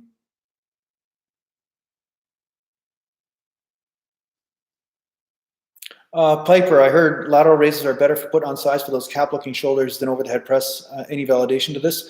I find side delts and rear delts are better for building that shoulder overall boulder look for sure. As far as that look goes that you might be looking for. Watch my video, The Secret to Building Delts. You're going to really like that. Okay, I got to blend a protein shake. I got the blender here.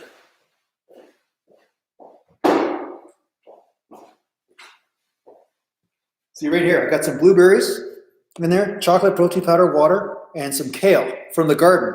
A bunch of kale. See this kale? It's the only vegetables I'm getting today because I'm not very good with my greens lately. But there's some greens in here. So cover your ears for a second. I got to put this blender up. I'm going to plug it in first.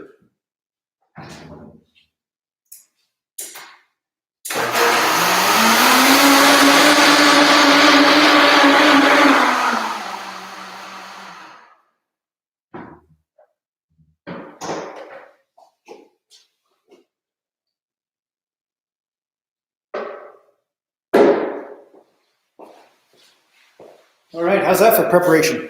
Huh? How's that? I'm going to have blueberries in my teeth and everything for you to look at. That'd be good.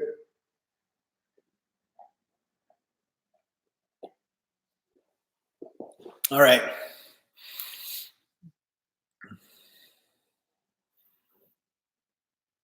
Witcher works. Is society faring better for you in Canada? In America, it's freaking nuts. Well, that's pretty crazy here too. But we got an idiot for a prime minister. We got people that are so far left that they don't even know where the right is anymore. Yeah, we got a lot of stupidity up here.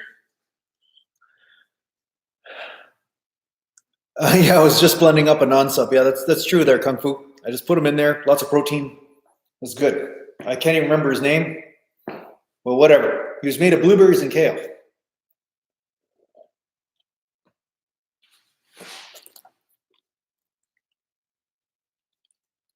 Francis Drake, have you ever done hip thrust for glute development or just squats and single leg lunges? Mostly squats and single leg lunges on the Smith machine. I found that was good. But I did hip thrusts here and there way back in the day before anybody was doing them. Like nobody was doing them when I tried them out, and I actually didn't mind them. But again, I'm a convenience person. Like if I have to get underneath a bar and then dig into the bone with the bar and then get the pad in place and then load it up, sometimes it's just like screw it. I'd just rather get under a bar and a swim machine and do it.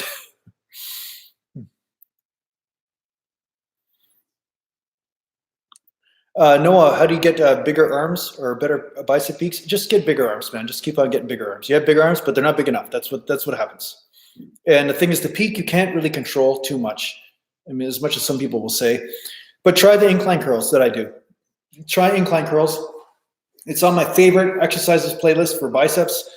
And yeah, try those. Those are great for building arms.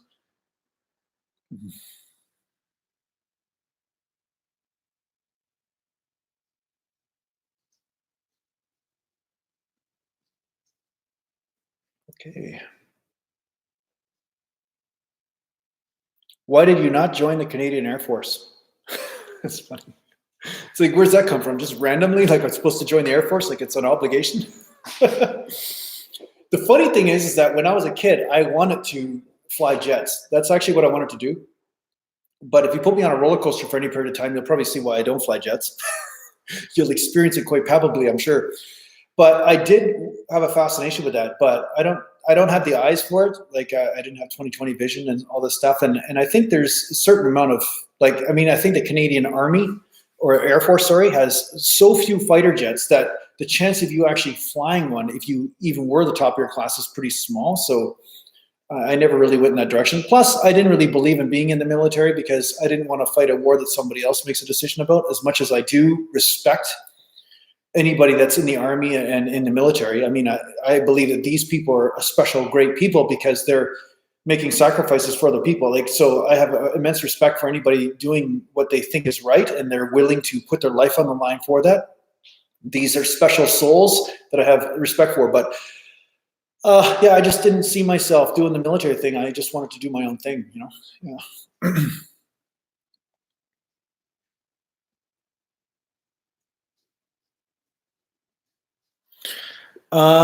Jason, are you interested in hoodies? What's the best way to have a look? Might invest in a couple weeks. How long to delivery to Australia? How long would it take? You know, I don't know how long it would take for them to deliver to Australia, but this is the hoodie. So as you can see, one right. This is kind of a thinner one, right? This is the lightweight zip-up hoodie. There's different ones. If you click on hoodies, it'll show you what types there is. There's a bunch of different ones. So ones are the pullovers, like the kangaroos. You can just pull over your head. Then there's the zip-up ones. And then there's a heavier one and a lighter one. This is a lightweight zip-up hoodie. And yeah, I mean, you just click on there. They come in different colors and all that kind of stuff. But just go to my website, naturalgalantbodybuilding.com, under the clothing and merchandise. And if you click on there, it'll take you to a site called TeePublic. And that's my page on there. And then you could take a look from there.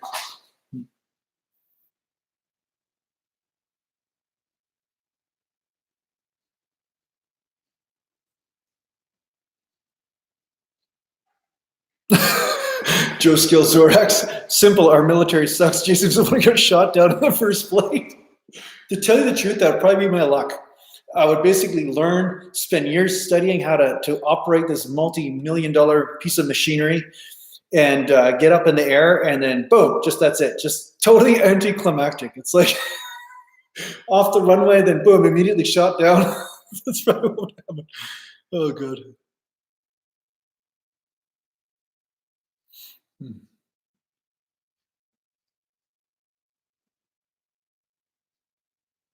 Surya Ananda, there's a Polish bully in the gym I go to here in the UK. Always has an attitude towards me. Any recommendations?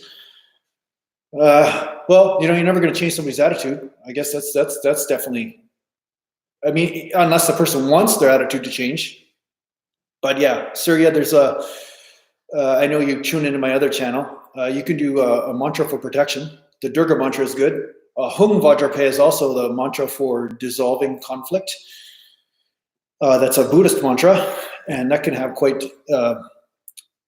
they can have quite a profound effect, to tell you the truth. But otherwise, if you're in danger, then I guess you're going to have to punch. That's kind of what happens. But if you're not in any danger, then just like whatever, just go your own way and just, yeah, I don't know. I mean, I'm not really one to say, because most people say, how do I avoid conflict? I'm not really a person that avoids conflict. I try to survive conflict, but at the same time, if somebody's an ass, then I just call them on it. If I'm in a position where I'm not going to die from calling them on it, because I'll also be smart in that case. I'm not going to go to the tiger and say, hey, tiger, you're a bad kitty, and jump in the cage with the tiger and tell the tiger how bad of a kitty he is, and then I end up as lunch. I'm not going to do that either. But yeah, some people just have other things going on that you're not going to be in control of. Right? Some people just don't like you. But if somebody bullies me and constantly does things, then I use whatever's in my power in order to not be bullied. Sometimes that means getting them kicked out of the gym that I'm at, saying, hey, I'm either going to cancel my membership or you kick this guy out because this guy's doing this and doing that. And if this is against the policies of your gym, then I don't want to deal with this anymore. Because you shouldn't feel in fear when you go to a gym. You shouldn't feel in fear. And if it's not justifiable on his part, like say you're not being a jerk to him and he's being a jerk to you, then yeah, I would basically get it on film if I have to with a GoPro or whatever, and then show the evidence to the management and go from there.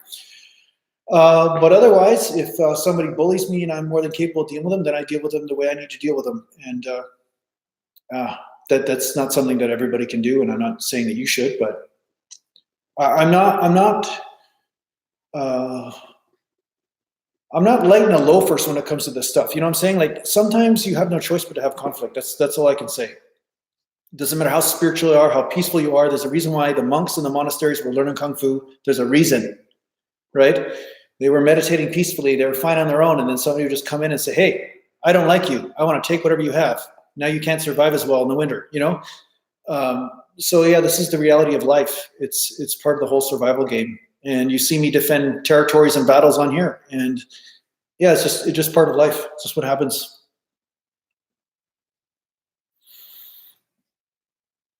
Black Phoenix 89. Surya, where in the UK do you live? Yeah, Black Phoenix is going to make his way towards you. And you guys are all going to go in like an entourage in the gym and see what happens. Man, I had the heat turned up so much in this garage, and it is still cold. Yep, it's cold. It is cold. I'm going to open the door.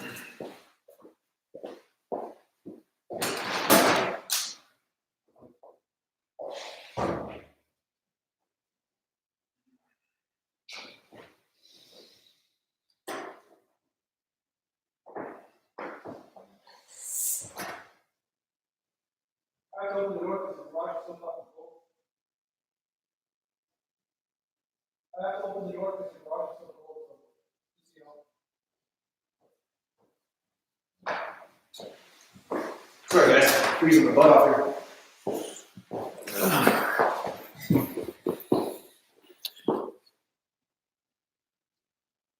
Loud grunting in the gym, acceptable or not in your opinion? I think loud grunting is fine. I mean, if you're trying hard and you're just doing it, but then there's other guys that look like they're, or sound like they're actually giving birth. Like they're like, hey, you know, that stuff is just people trying to get attention. It's different. I think it just depends on the motivation or why people are loud.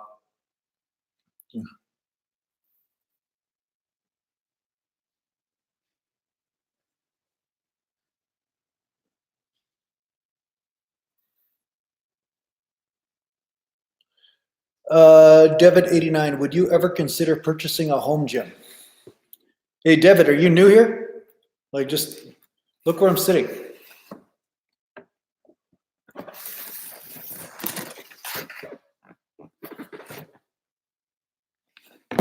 Sometimes the questions I answer on this channel are hilarious. You must be new, David. Have you never seen any of my videos? David? Okay, David, so do you want to reframe that question? I think I pretty much answered it. Where do you think I am? Do you think I'm at a public gym right now?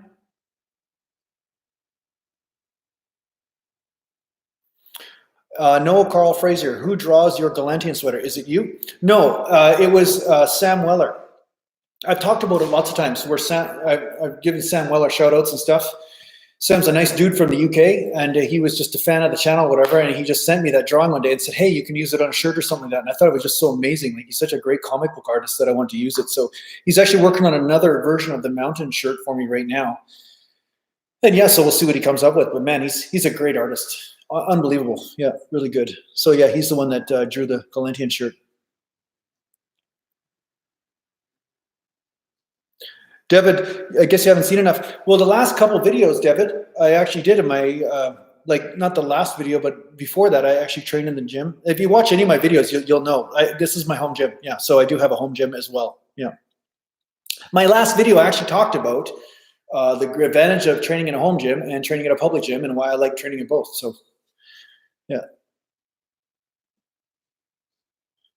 Jason, you should buy rings to do pull-ups. It solves the problem of that weird push-pull. Or, yeah, that's definitely something to consider for sure. It's different, but I like where your mind is there, Francis. That's definitely, it's going to be different, but I definitely would consider that. Yeah, that's a good idea.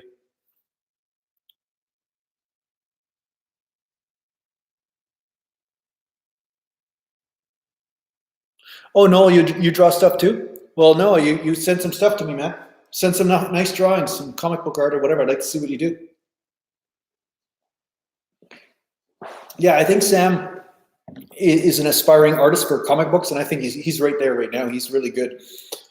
And I told him actually, one day I would love to write a story of some sort, and if I had enough people who were interested in purchasing something like that to make it sustainable, because it would be a lot of work on Sam's part, like it'd be so much work. But to draw some sort of comic and stuff and then put the story together, I think it would be really amazing. It would be really fun.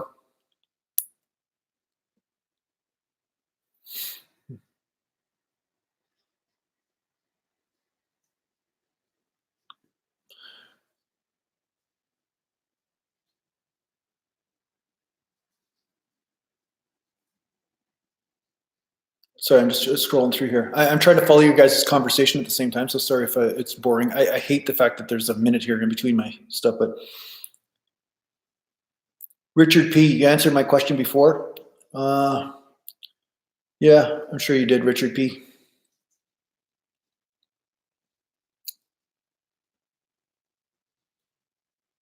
Like I said, you might have answered my question before, but you can rephrase the whole thing because I'm not going to scroll it to try to find it. How much is in that protein shake, and when are you going to eat the next meal and what? Right now, this is 3 scoops of protein, which is about 45, 50 grams of protein, and a handful of blueberries, handful of kale, frozen kale, and water. That's it. And my next meal will be probably in an hour or two.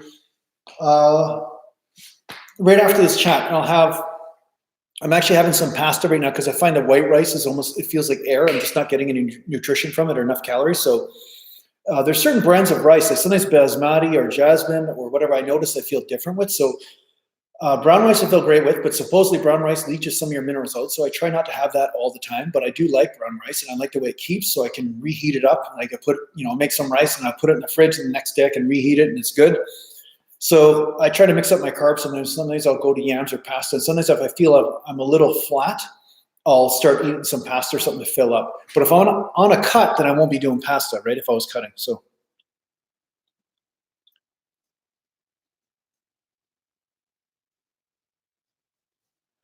Zorak 75, have I been in fist fights? Yeah, I've been in quite a few fist fights. How many fist fights have I been in? That's the question, because I can't remember how many. There are quite a few. When I was younger, I was quite a few. Like I was a person that was really dominated by being tough, because my entire life when I was in high school was, it wasn't like a bad gangland territory. It's not like I grew up in something like that. Like some of these kids that are growing up in Chicago or St. Louis or something like that, like these kids are just dealing with horrible trauma. So I don't even want to pretend to compare what I dealt with like that. But to give you an idea, I mean, there was just a lot of pecking order social stuff that would go on. And sometimes you had to fight your way out of the bullying or the constant drama, right? Being dragged across lunch tables. Like this stuff actually happened to me, or dragged through mud puddles by 6 people and just, having fun, like just making sure that your face hits every single mud puddle before you go into class and stuff. Like this stuff happened all the time, or it happened quite frequently anyway. So at some point I said, fuck it, people are going to start dying now, and I'm done with this kind of stuff. And then I had to really stick up for myself. And so people really taught me about boundaries. They really taught me about there is a time to fight and a time not to. And sometimes this happens. And I find there's so much confusion around this now. But yeah, I mean, I was also a smaller kid, and then I was a twin, and then, you know, because you kind of look like a mutant or something because you're a twin. So it was, I had friends, and it's not like I didn't have any friends, but I was also immensely interested, which is my own fault, into martial arts and all this kind of stuff. So I wasn't one of those people to hide like a chameleon up against the wall. Like, so if I hid better, maybe I wouldn't have had so many confrontations. But yeah, there was quite a few. And then when I was a young man, I worked security in a bar. So when I was working security, because I was 5'8", guys would just automatically assume when they come to the front door that they could just push their way through me and say, okay, I'm coming in. I don't care what you say, you little shit. And then there would be inevitably some sort of issue that would happen. And yeah, there was quite a few fist fights that happened from that. So yeah, have I had a fist fight? Yeah, I've had a lot. Are there a lot of assholes in Canada? Yes, there are lots of assholes in Canada. And I think that's just the way it is, everybody. I think that it's just the law of life. It just happens. There's certain people that they don't have any sensitivity to others because they're dealing with so much pain inside, and sometimes they will keep on pushing that pain in every direction they go until someone says no more, you know. And sometimes that's the beginning of a healing for them too. It's not always so bad. Sometimes conflict can bring healing. So that's another thing. It's another long discussion, but yeah, sometimes if you don't make or put your boundary in place, you're going to get walked on. That's for sure.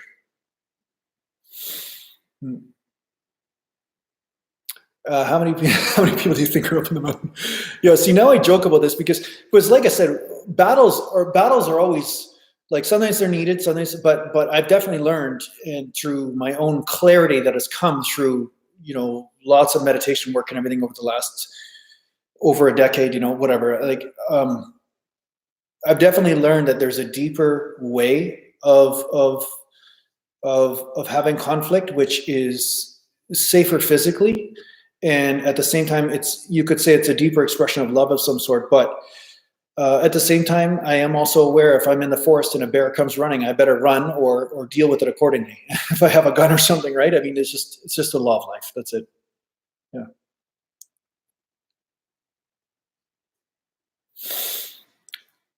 Zorak, did you defend the weaker of the herd? Yes, I basically had a few fights where a friend of mine was getting beaten up on, or he got hit, and then I went and hammered the crap out of a guy who then, actually I scared a guy, the first guy, and then he went and got a bigger guy because he thought he needed a bigger guy to take care of me. So that guy came and I hammered him. So that was my first fight I ever had in high school. So, but I'm not saying I was the toughest guy. I mean, there's lots of guys tougher than me, but I was, you know, there's a point to where every human being, I think, has their breaking point where they're like, okay, enough's enough. And then it's like, well, you know, I'm living a life of being passive, and then I'm just getting picked on or bullied. And then you say, okay, well, I'm going to try something different because that way's not working anymore. So I think that's how wisdom is grown, is sometimes you just find out whether something works for you, like a bench press or a squat. And then you say, okay, well, it's not working for me. Then you try to find a new exercise or a new way of doing things to see if it works. And this can also be shown with life. Sometimes you try different things, and yeah, sometimes being passive doesn't work. That's all. Can you imitate Mr. G right now? Yeah, I got to work on the accent. Sometimes I haven't toned it right down yet, but yo man, you want Mr. G to be here right now, man? So I don't take bear grade mace in the woods. What I do is I take my truck and I keep my truck pretty close to me. And there's no bears really around me, but there can be. It could happen. There are some that are not that far, but I'm close to a roadway, so sometimes the bears have a tendency to stay away from the roadway because the noise of the trucks going by. So I'm usually pretty good, but you never know.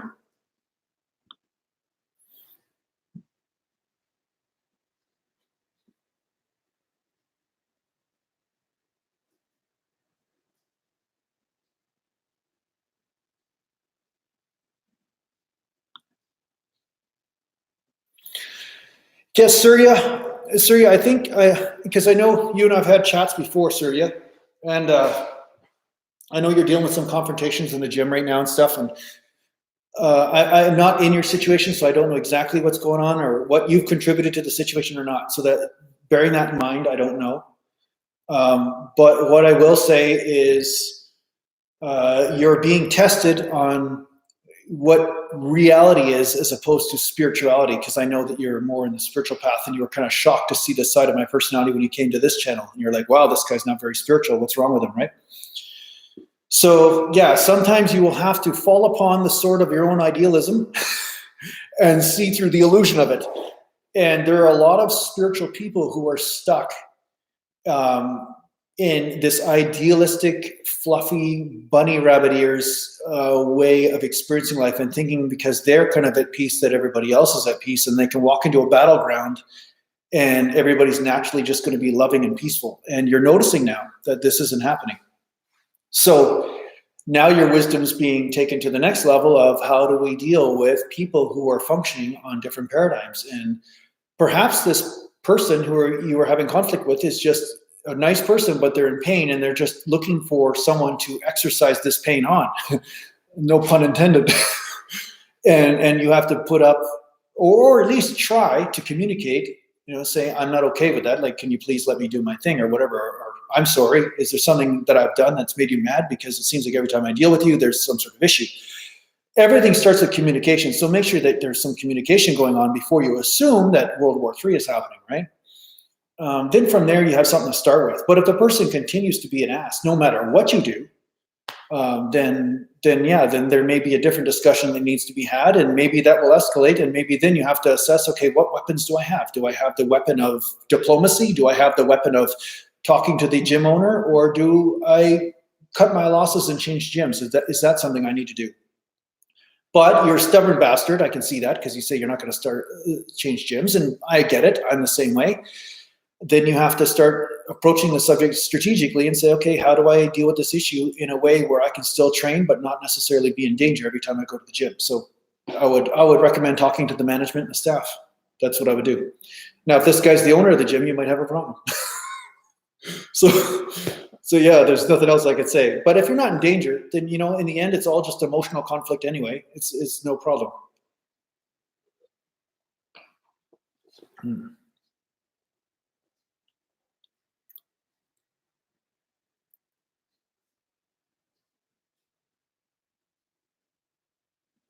If you want to fight, get married. If you're married, learn how to fight. That's funny.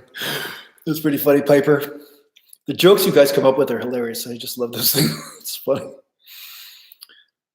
Hey, Jagon, Saba. Hello, Jason. Greetings from Malaysia. Nice to see you. Yeah, Tarek shakers is bad to smoke crack before working out. Yeah, it's probably bad to do any of that stuff before working out, yes. Devin, tell him you'll spot him, and then when he struggles, then push the weight down on his neck. That's right. You got one more, buddy. You got one more. Yeah. I don't think a murder charge is going to get you out of the conflict. There might be different conflicts after that. Yeah. Shakti Shaker saying true. Yeah, true. What do you know about conflict? You're a wimp, Shakti. I know Shakti Shaker personally. He's a pussy.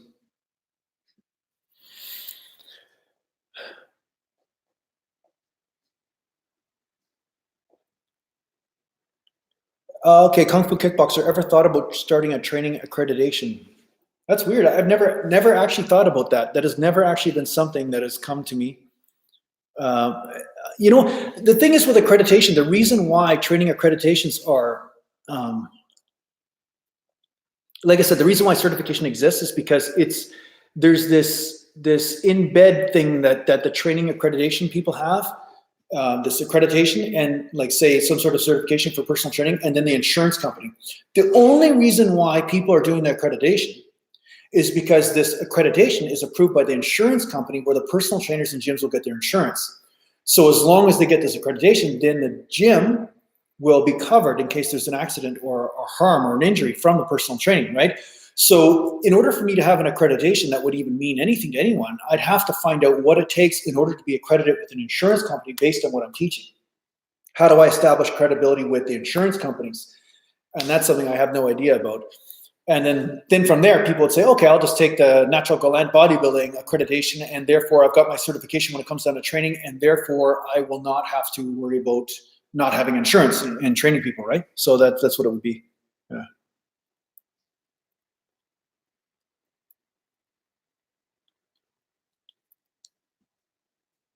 Why do you have to go to the gym with all that equipment? Zorak, I have dumbbells, I have a bench, and I have a squat rack. Do I have to go to the gym? No, I don't have to, but I do notice that I get some extra results from using some cables here and there. The Smith machine lunge I really like, because when I'm doing Smith machine free weight lunges, I get a different effect on the body. Like I'm more concentrated on stabilizing and stuff, and the way the forces play out is not the same. So I get more variation when I go to the gym too. So that's why I like to go there. I also like it because the lighting is better. It's a little bit more interesting to watch in a video. You guys might like it more. I don't know if you like the videos at Murph's gym more than in my gym in the garage.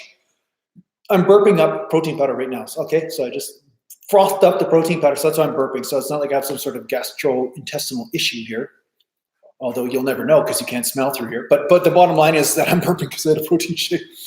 So yeah, so I don't know which one you like more, but that's another reason why I go to Murph's gym, is that it gives me a chance to change up the scenery, get motivated, have a conversation in between sets, that kind of thing.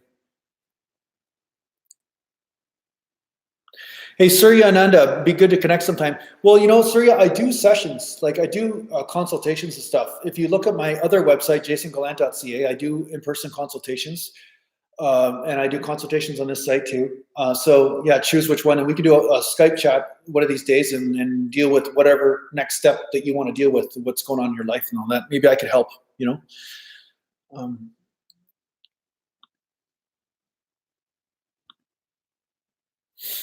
People are always asking me about other YouTubers, and sometimes the same names come up forever for a period of time. Don't ask me about other YouTubers. Don't ask me about them. But the one person that just asked me about a guy, no, I never competed with him, I don't think. And if I did, I beat him because he wasn't in the top 3 if I did. So, seen any good movies or shows lately? I saw Star Wars, and I was not impressed with that last Star Wars, I have to say. I was not impressed with that. Yeah, Joe Smith, how do you feel about those other 9,000 YouTubers? It's like, how do you feel about, I'm having a conversation with you right now, but I want to know what you think about other people because I don't care about you. That's basically what they're saying. Healthy lime, hard on the kidneys. Again, anything natural, protein powders are also too hard on the kidneys. No, they're not. Healthy lime, protein powders are not hard on the kidneys, so don't spread BS there. That's not true.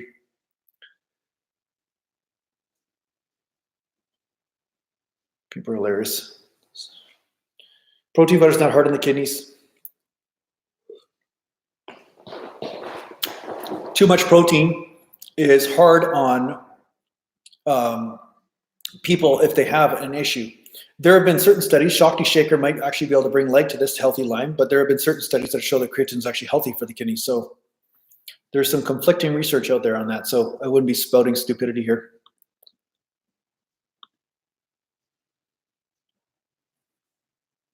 Did my dad compete with any Westsiders? I don't know, actually, I don't know. I don't know if my dad did. I know he was at a very high level, but he was competing in the late 70s, early 80s. So what got me into bodybuilding? Ricky Field is asking me what got me into bodybuilding. What got me into bodybuilding was survival, because I realized karate was enough because I was too small. So I could hit pretty hard, and but at the same time, when somebody outweighs you by 50 or 60 pounds, then it becomes harder to navigate that. And yeah, it was mostly bullying that got me into bodybuilding. That was it. But ultimately from there, it became an art form at some point, and I just enjoyed training. I enjoyed the look of it. I enjoyed a lot of it. So it wasn't about fighting anymore. When I got into my young adult years, then it became more about just a hobby that I enjoyed, right? Yeah.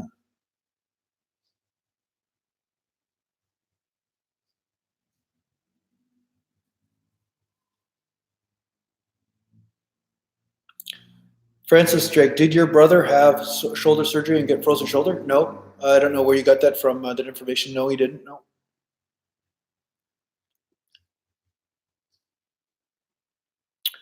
Okay, Healthy Lime, you said, okay, well, no need to insult me. I am not spouting stupidity. I am simply spouting my opinion, which should be common sense. Your opinion is not common sense. It's basically saying adamantly that you know something to be true, which is not necessarily an opinion. You're saying it's a fact. So, yeah, I'm not trying to insult you here, but when you're contradicting everything that I say, you're going to be hit with a certain amount of resistance. Okay, so You're on my live chat right now there, Healthy Lime. So if you're going to stand on your soapbox, then this is not the platform for it. You can just ask me a question of what you think to be true, but if you're here just to tell me how stupid I am, which is basically what you're doing when you're saying you know something better than I know, then obviously I'm going to hit you with the resistance there. So you're in my sandbox, my friend. I'm not in yours. So you can either have a different discussion with me or you can fuck off. That's kind of the way it works. But I'll still like you. If I met you in person, I'm sure I'd like you, but I don't think you understand the kind of the dynamic that's going on here.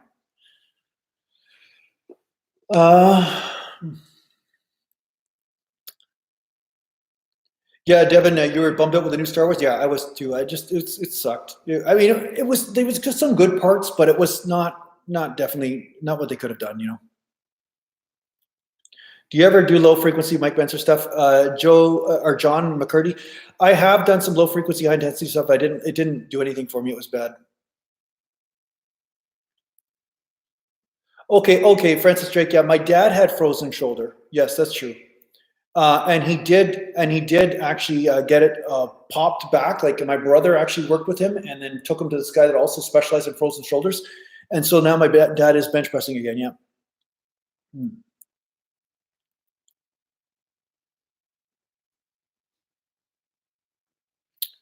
Healthy line, you state it as an opinion. No, but when you say something in a sentence, you're not saying an opinion. I think would be the way you start a sentence when you say an opinion. I think that it may be harmful to the kidneys. That would be a different way of stating something, healthy line, than saying it is harmful to the kidneys. Do you understand? There's a difference. You need to learn how to communicate, healthy line. If you learn how to communicate and write properly, then you will know what you are actually saying. Right? Own this. Own how you communicated. You are communicating through your statements here. So learn how to write with grammar and proper punctuation to say what you're saying. And when you say something absolutely, that's an absolute. That's an objective. That is not an opinion. If you say, I think it may, that would be opening up the discussion of maybe. Right? So yeah, again, I'm going to disrespect you when you say absolutely that you know something that is not necessarily true. I have it on good authority from people who are very well educated that you are not saying facts here. That's all.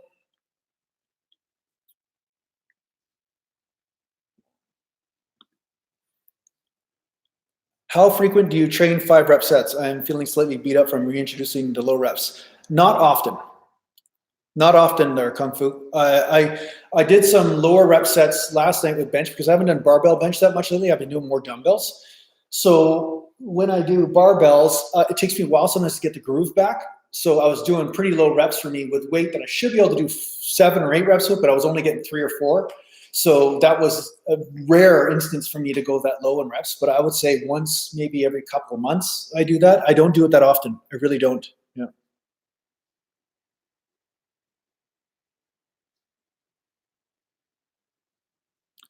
Okay, I'll see you later there, shithead. Healthy Lime, I'm done with you now. Okay, you're done. I'm not, again, you don't understand who you're dealing with here. So I'll see you later.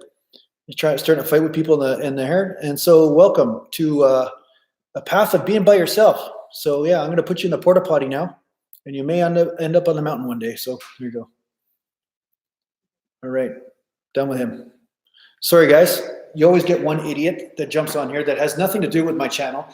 They're not interested in connecting to me or listening or learning from any of my experience. What they want to do is just have a soapbox because there's a live chat and there's people here and them saying, hey, look at me, look, I need attention. I know everything. I know what I'm talking about. Everybody listen to me.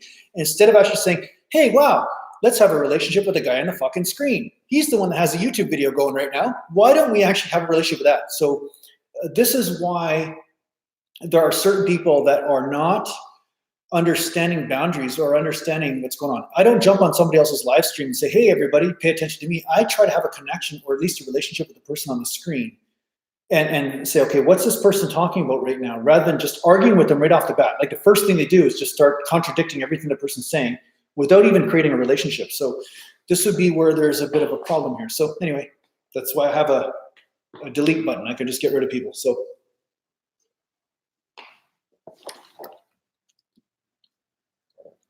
Pedro J. Jason, how many weeks you can see program results or not? I will be doing a video. I actually made the video today, Pedro. The video will be up tomorrow on how long does it take for you to see results from a program. So I won't answer your question, not because I don't want to, but because I've already answered it today in a video that I will be putting up tomorrow. So make sure you turn into that, okay, Pedro? Thanks for asking. Shout out from Aldi. Where's Aldi? Where's Aldi, Noel? How did I work out with a broken hand? I couldn't work out with some things, but what I had to do was actually just basically do like leg presses and stuff. It was brutal. I couldn't do much. When I had broken hands, it was bad. Okay.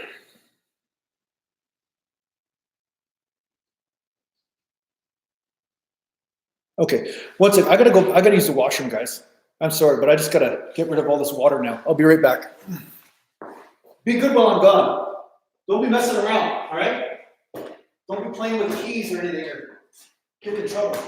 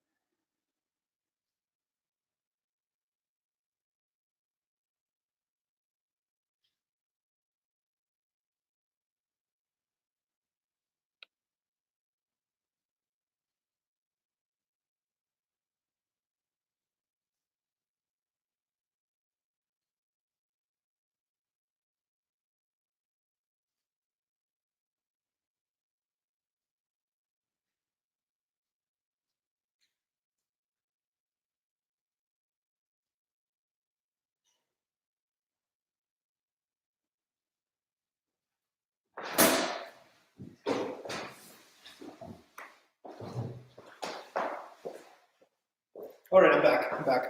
Sorry about that. All right. I'm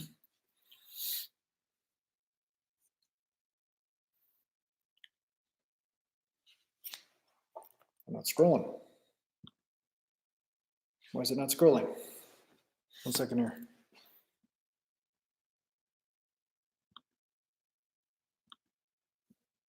You guys still here? Okay, good. There we go. Now it's scrolling. Okay. Cool. Hey, Sasha Lask, how you doing? Joe Smith. Hey, Jason, I think I have a problem. When I work out, my workouts are very intense. It could be seen as if I'm lifting like my life depends on it every time. Could I be going too intense? Well, if you're not getting hurt, then I would say you're going too intense, but you want to make sure that you have control. No matter how intense you are, you want to make sure you have control of the weight and you're not jerking the weight all over the place or doing extreme ranges of motion. But if you're within those parameters, then there's no reason that it should be a concern that you're trying hard, right? But if you're having too many reps where you're like you have to strain like that, like too many reps where you're straining all the way through to get that last rep, then yeah, there can be some argument where you may hurt something at that point. So yeah, you might want to back off if that's the type of intensity you're talking about. Wash my hands with bar or liquid. Either one that's available is good. Joe Skill. Oh shit! Don't read my comment. That's funny. Okay.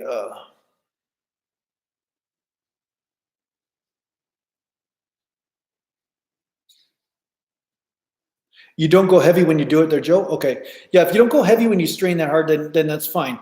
But when you're going super heavy, then you want to be careful. The heavier you get, like the more intense you get, like sets that you can only do 5 reps with a weight, like that's failure. You definitely don't want to be doing straining on that last rep. You're better off having a rep or so left in the tank. And I talk about it in my video, how to lift heavy.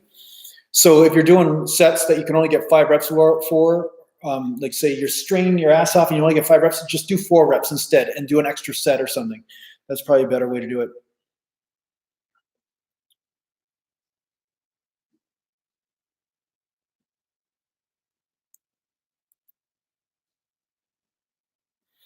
John, saw your video where you showed a pic of you competing at the Natural Olympia. You had a phenomenal physique. How much did you weigh? Around 190 pounds, around there. Are you Native American or French Canadian? I'm Native Canadian, I guess you could say. I think there's some French in my line too, hence the name Gallant. But that's a common name back east in Canada. But Gallant, I guess, is the French. But yeah, so yeah, there's a lot of. I think we're all a mix of a bunch of shit. You know that? Honestly, we just just put a bunch of manure in a pile and mix it around, and that's basically our race. And then some people come up with different colors or hair or whatever, and then we say, oh yeah, that person's a part of this race. But really, there's so much mixture in there. But yeah, I have a large percentage of Native in me. Yeah. Jimworth, I need a hoodie. They come 3 times. I don't know what that means, but are you asking a question there, or do they come in 3 times the size? I think so, yeah. If you could only pick one rep range, what would it be? I'd say 8 to 12, somewhere around there. I'd say, yeah, probably 8 to 12 for a lot of things, except for squats and deadlifts and bent over rows. Those I would pick more the 15 to 20 rep range. All right, because once again, once you include the spine and stuff, I think it's better to stick to a higher rep range, and I find I get a better workout from it. Volvo Gubbin is speaking a different language, so I won't show his comments because I have no idea what he's saying.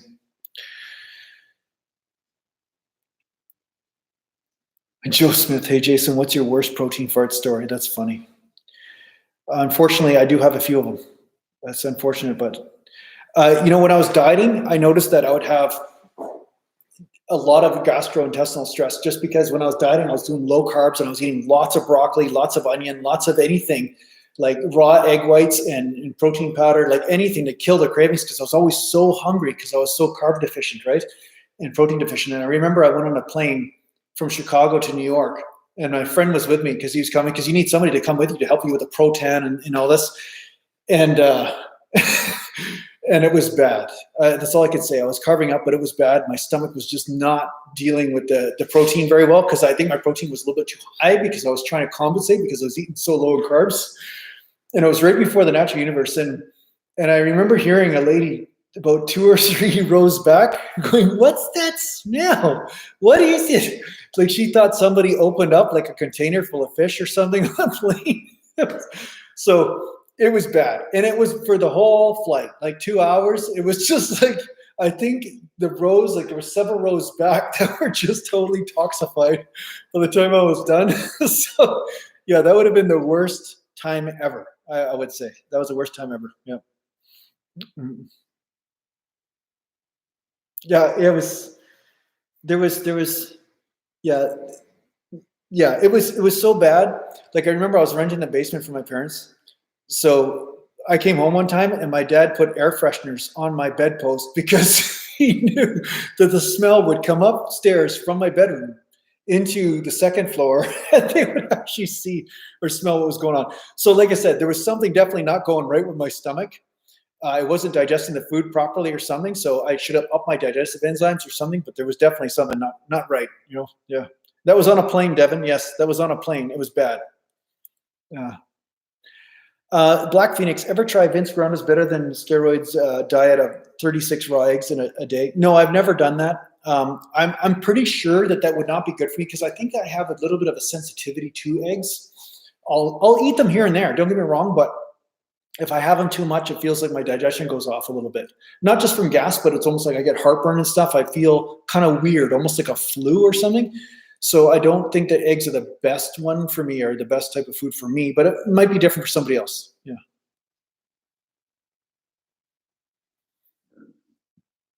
I know you don't train abs, but do you consider the ab wheel rollout a good exercise? I would say it could be okay, but if you go too far, you're going to start bringing in the hips and the psoas too much, and it will cause a lot of lower back irritation. So don't be rolling out all the way if you're going to do this ab rollout thing. I would just roll out a bit, keep the tension on the abs and make sure you keep the abs contracted and don't let your abs do this and then the psoas and the hips get stretched because that may irritate your lower back. Favorite genre of music to listen to in the gym? I like electronic dance, like EDM, but I also like some of the 80s hair metal, and sometimes I just like 80s stuff. Like I'm gonna listen to Huey Lewis and the News, the heart of rock and roll and all that kind of stuff.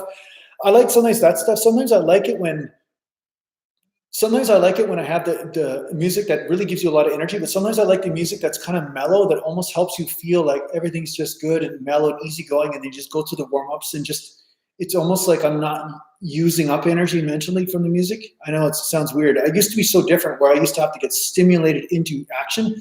Now it's almost like if I'm overstimulated here, it almost detracts from the action. So yeah, I get in different moods. Sometimes I like to have something mellower. Yeah, Devin, ouch, glad you weren't on that plane. I guarantee you, it is a good thing that you weren't on that plane. It was bad. I remember my friend that time when he was with me, right? And he had one eye like that would go like this, like when he'd say, hey, he kind of was almost like an embodiment of a pirate a little bit. So sometimes when he's like trying to be like, he's like this, and he turns to me and goes, Jason, was that you? And I was like trying to sleep like this, but I wasn't able to sleep because I was still laughing a little bit, because there would just be this wind that would move through my digestive system. It was almost like a like it wasn't even a sound, and it was bad because it would almost like be a cramp first, like a pain that would come, and then then the air would escape. And he was trying to sit in the seat beside me, and he was dying. So he started to lean over towards the midsection, and then there was a guy beside him that was leaning into the aisle. So he was getting hit by the stewardesses all the time because he couldn't stand the smell either. So yeah, it was probably the worst flight of some people's lives. It was probably a very, very bad experience for them. But yeah, couldn't help it. Sometimes it happens.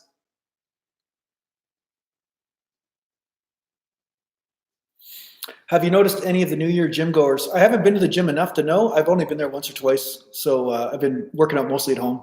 But yeah, I haven't seen them too much.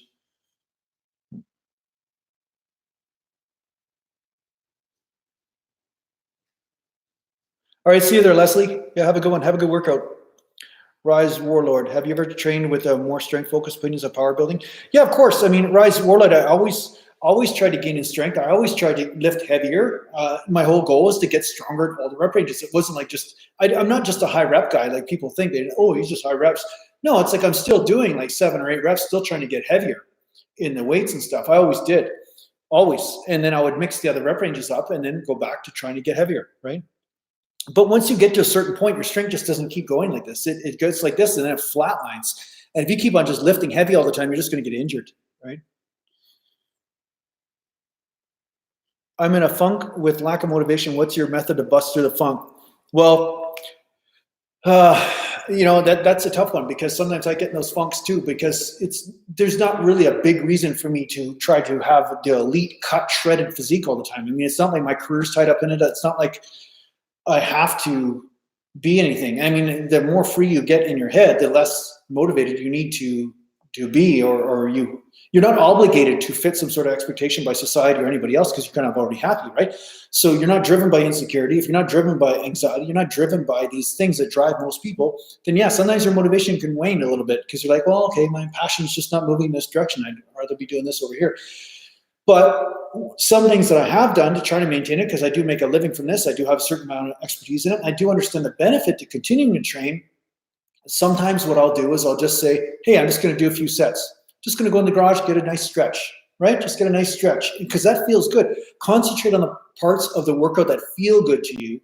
And then from there, you might be able to go into the parts that don't feel so good.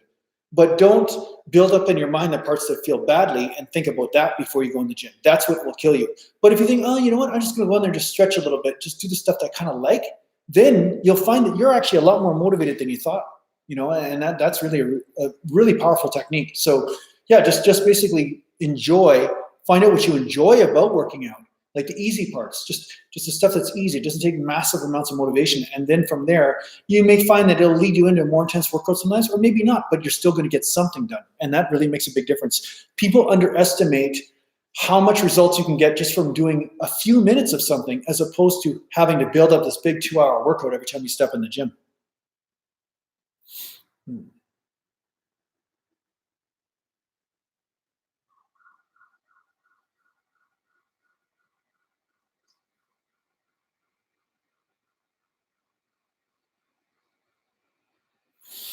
Rolando Gallardo. Hey, Jason, I like your channel and appreciate the helpful videos. I was wondering how often do you change your workout split for variety?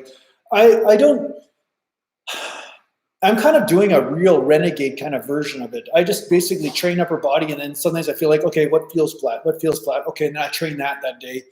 And then I train a couple other body parts with it. I feel like there's other areas that are flat. So I'm constantly doing something different. It's different now. I can kind of free flow it, right? Where people who are starting a training program, I wouldn't recommend that. Sometimes I wouldn't recommend it even in the first 10 years of your training sometimes, because you're still in the stage of learning and you need to stick to a structure to know what does what. And I can really closely associate the feeling I have in my body with what produced that feeling. And how to produce that feeling again. Whereas in the beginning stages, I wouldn't have known that. I was disassociated or disconnected to a certain point.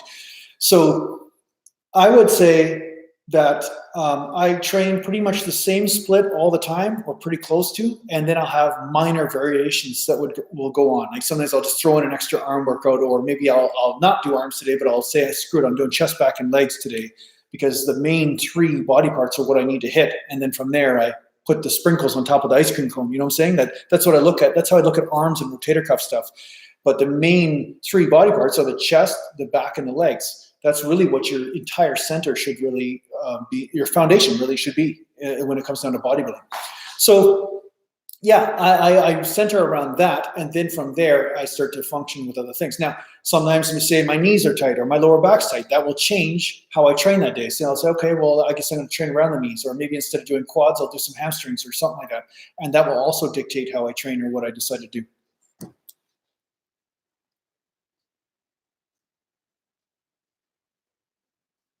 Joe Smith. I was working in a plant a year ago. I was drinking liquid eggs, and the fart smelled like dead deer. I would fart, then use an air hose to blow it across the plant floor. I almost got it written up. Oh God, yeah. No, it's rough trying to find the right diet for you. Yep, that's funny. Oh God, that's funny. Oh man.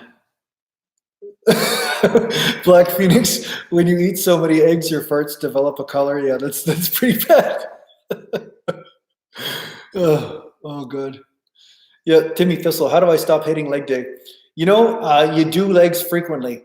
That's how you stop. And that's, some Devin said it. Do legs every day. That's really why I started doing more frequent training, because of the hatred of leg day. That was why I said, you know what? I hate leg day so much. I'd rather break this workout up and do it in small pieces, because when I do it all at once and throwing up in a bucket, stuff is just too much. It was like I was out of shape by the time I came around to leg day again.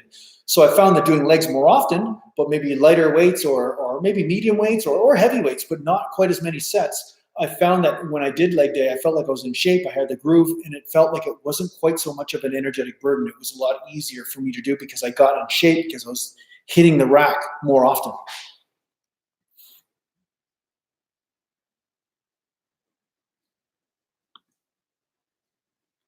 I got hurt training back and reorganizing the dumbbell rack up to 150-pound dumbbells. People suck. I took a couple weeks off now, and I'm great and stronger. That's good. I'm glad you're stronger there, buddy. Yeah, people are funny. I tell you, there's this juice head at this other gym, and Shakti Shekhar will know the guy I'm talking about. This guy's an absolute idiot. Okay, he's an absolute idiot. He decided to go the drug route because his jealousy and his ego was just out of control, and he did so many horrendous things to people where I used to live, and he's just a money hungry idiot. But the bottom line is, this guy would have this little entourage of wannabes hanging around him. And what they would do is they just occupy one piece of equipment for a period of time, or the bench press or the squat rack or whatever. And they would leave all their weights on the machine, or all their weights on the rack, like 5 or 6 plates on the actual squat rack. Like they wouldn't even take them off.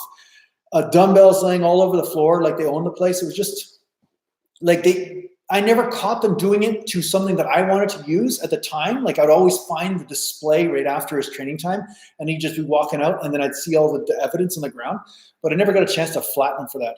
And honestly, like some people, I don't understand how they can be so inconsiderate of other human beings. I don't get it. It's just amazing. So yeah, I feel your pain on that one there, Noah. Yeah.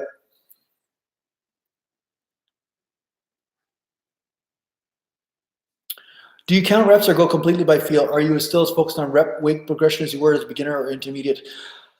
Torn, I do focus on reps as far as I get a mental note of how many I'm at, as far as, how many did I do this time? 15, 20. And I know in a mental side of things, like, okay, what my best was and what my medium is and whether I'm progressing or regressing. Then I'll look at my diet and say, okay, didn't I eat as much today? Maybe I didn't eat enough in the last couple of days. That's why my reps are down today, whatever.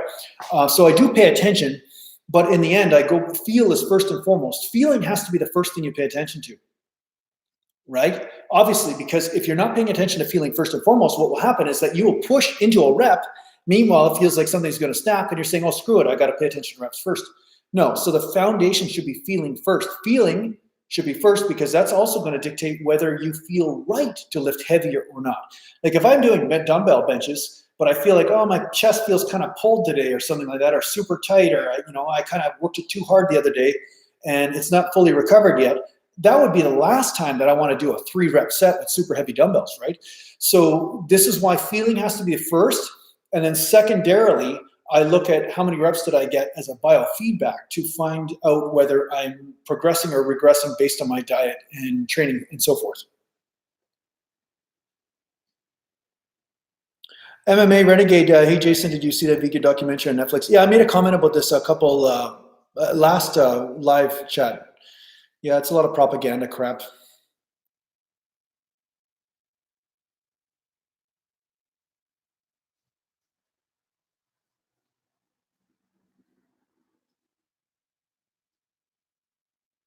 Mr. Bean, are you on any kind of a diet? How do you stay so lean? I'm not super lean right now, to tell you the truth. It's kind of like I naturally have a faster metabolism, but I'm not really, like, I'm not super lean. I would say I'd like to be leaner for YouTube, but at the same time, it's wintertime and I don't mind having a little bit of fat on me because it's freaking cold out. I'm freezing my ass off even right now in the garage. So, uh, yeah, I'm trying to eat leaner, but I find when my training's going really well, I naturally just make sure that I eat according to what helps me feel good in the gym. And that naturally also helps me be leaner. If I eat a lot of fats and carbs together and stuff, I get fatter and I feel like crap in the gym. So it's almost like one feeds the other. When I'm training lots, then I'm forced to eat better because if I don't eat well, then I feel like garbage when I'm in the gym. So that really helps me as a way of punishing me for eating the wrong stuff when I go to the gym. So that's one way to do it. But what I do is that if I have a little bit of body fat, I put on body fat and stuff. I'll look at how much carbs am I taking in, how many portions per day, how much fat am I taking in, and then I'll start to cut that back a bit, and then replace it with protein, like lean protein or green vegetables, and that really helps. Hey guys, if you're gonna uh, okay, if you guys are going to put comments in another language, I mean, I don't know if it's obvious, but I'm speaking English right now. So this might not be obvious to all of you.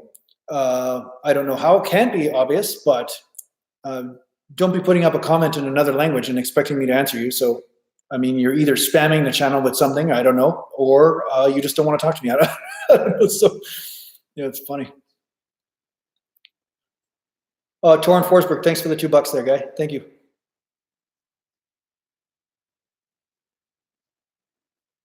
What do I think about intermittent fasting? Yeah, that's the other question I get every single time. I don't like it. I mean, I know there's some research to support it, but if I don't eat for 5, 6 hours at a time or 10 hours at a time, I notice I'm totally flat in the gym. And maybe the first day I can get away with it, but if I do that repeatedly, I just start to get smaller and weaker all the time.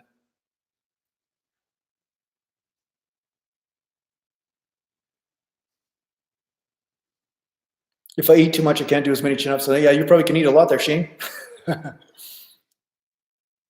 Selwood, you want a piece of me, Mountain? They call me the planet. Well, you don't mess with planets. There's no doubt about that. I do believe in not messing with planets. So yeah, the Mountain will step back from that fight for sure. Can you show your tits? It's funny. Hopefully you're talking to someone else. Okay, the Arnulfo Rodriguez, the AW-64 Apache is an attack helicopter of American origin. It is a device, twin engine, or whatever. Okay, have no idea why you're talking or what you're saying there, buddy. Okay, I'll just guess you're just thinking you're on another channel or something. I don't know what's going on there. Okay, just erase that because he's obviously just spamming something or trying to figure something out. All right. Okay. Do I prefer evening or I made a video on this. Do I prefer morning or evening workouts? I made a video just a little while ago, the Forsberg. I think I did. I'm pretty sure I did. Yeah, I work out in the evening mostly just because I find I'm more awake and alert. It's not that I don't like working out in the morning, because the working out, it's like you get it done and out of the way in the morning. I like that part. But I do notice that I have a tendency to tweak the back or to tweak things sometimes in the morning because things aren't warmed up yet, because you've been kind of in a fast and you're sleeping and you're stuck in one position in a bed for a period of time.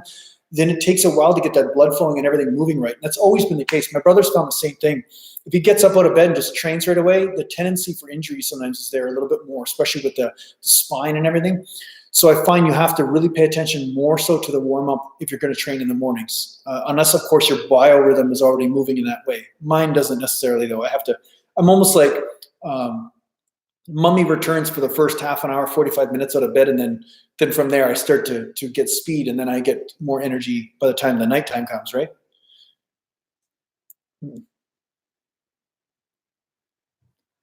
Yeah, thanks, Joe, for the great question there. How do I feel about this other YouTuber? Thanks, man. That's good. Yeah, typical good question that I get on this channel. What are the best foods to eat to get a good pump? I would say tuna, chicken, turkey, and yams and rice and potatoes. Oatmeal too for some people. Yeah. Is keeping rest between sets short a good way to burn fat? It might be. Yeah, I'm open to that. I mean, it'll get the heart rate up, so you should be burning more fat. But yeah, in the end, I find that I don't know. I find that people, like, we're in a society where people want to combine everything. They're like, I'm a male, but I'm also an octopus, and I'm a puppy dog, and I have a tail. Like, it's almost like they're trying to combine everything. Combining everything sometimes just fucking ruins the stew. That's what happens. You just ruin the soup altogether, right? So when people try to change weight training into cardio and into Olympic lifting and everything, what's it called? CrossFit, right? So basically it's an injury waiting to happen a lot of times, or it's not necessarily as effective for the certain goal that you're after. So yeah, you can experiment with these different variables and doing like supersets and stuff, and like maybe faster rest in between sets to burn some fat. But in the end, really what you're doing is you're shortchanging your ability to grow muscle, because you're not really using the weight training now to do what it was intended to do, which is to grow muscle. Mr. Bean, do you do a lot of bench presses? Yeah, I do a lot of bench presses, yeah. Christopher Lenz, does my brother employ the same constant tension partial range of motion as you do? I don't really do partial ranges, Christopher. I do full ranges, but everybody has a different full range, right? So I extend the dumbbell all the way down here. I'm even touching my chest with the dumbbell, and then people say, why are you doing partial range? It's like, what do you want me to do? Just like stick the dumbbell up my ass and then bench press it? I don't get it. I don't understand what people are looking for when it comes down to full range.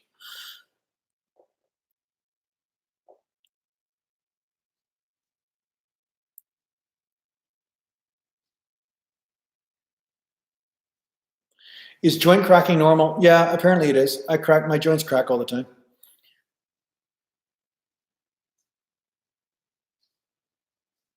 Is changing a workout program necessary? Yeah, I would say it is, because sometimes you're progressing in one area and then you basically hit the highest amount of progression you can do, or a large percentage of it, until these other weak links come up, and different programs will address different weak links.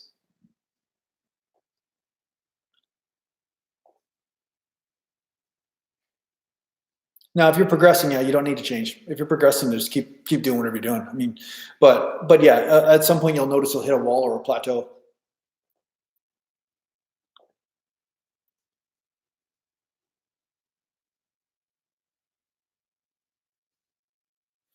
Weighted vest, running. Any opinions on weighted vest? I would not recommend running with a weighted vest. Do not run with a weighted vest. I would not recommend that, because you're adding plyometrics. Running and jogging is a plyo because there's jumping involved. When there's jumping involved and hips going back and forth, the mileage on your joints is going to be way worse, especially when you're doing endurance activity. Yeah, you're going to get some muscle results at first in the calves and whatever, but what you're going to do is get a lot more stress in the system. Now, walking or hiking, because there's not as much jumping involved, if any, because you're basically hiking up hills and stuff, that would be a safer way to employ a weighted vest if you're going to use it.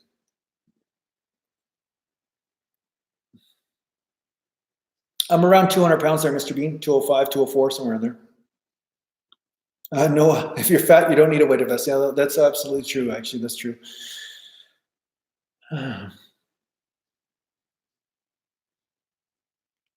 Christopher Lenz, do you consume the same amount of protein even on non-lifting days? A lot of times, no, because I'm not as hungry, but should I? Probably yes.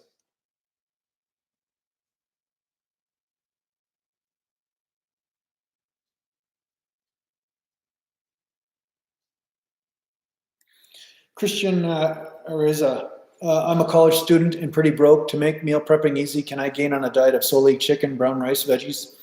Yeah, I think so. Depending on your metabolism, though. I mean, if you have a super fast metabolism, maybe you need an extra calorie through some fat or something here and there. I don't know. It depends on the person. But yeah, that's pretty clean eating. And if you ate enough of that, you should be able to grow. Yeah. And Cyan Bone is saying the truth too. If you're not progressing, then it's not. It's true. Like it depends on what's happening with your body at the time. And if you're having 4 or 5 meals a day like that, or 1 meal a day, like it's totally different, right? So you always have to look at what's happening in your body and then add if something's not happening, or take away. If you're gaining fat, then you take away some carbs, you take away some energy foods based on that.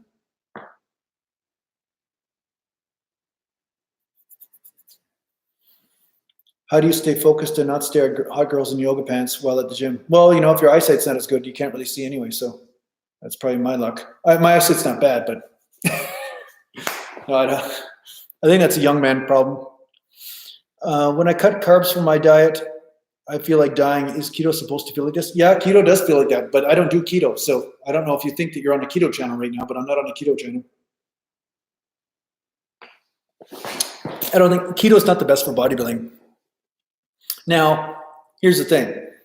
There's always an exception to every rule. If somebody's naturally a really, really overweight person, then yeah, you know what? You need to probably do more aggressive ways of losing body fat, and that could possibly be a good way temporarily, yeah.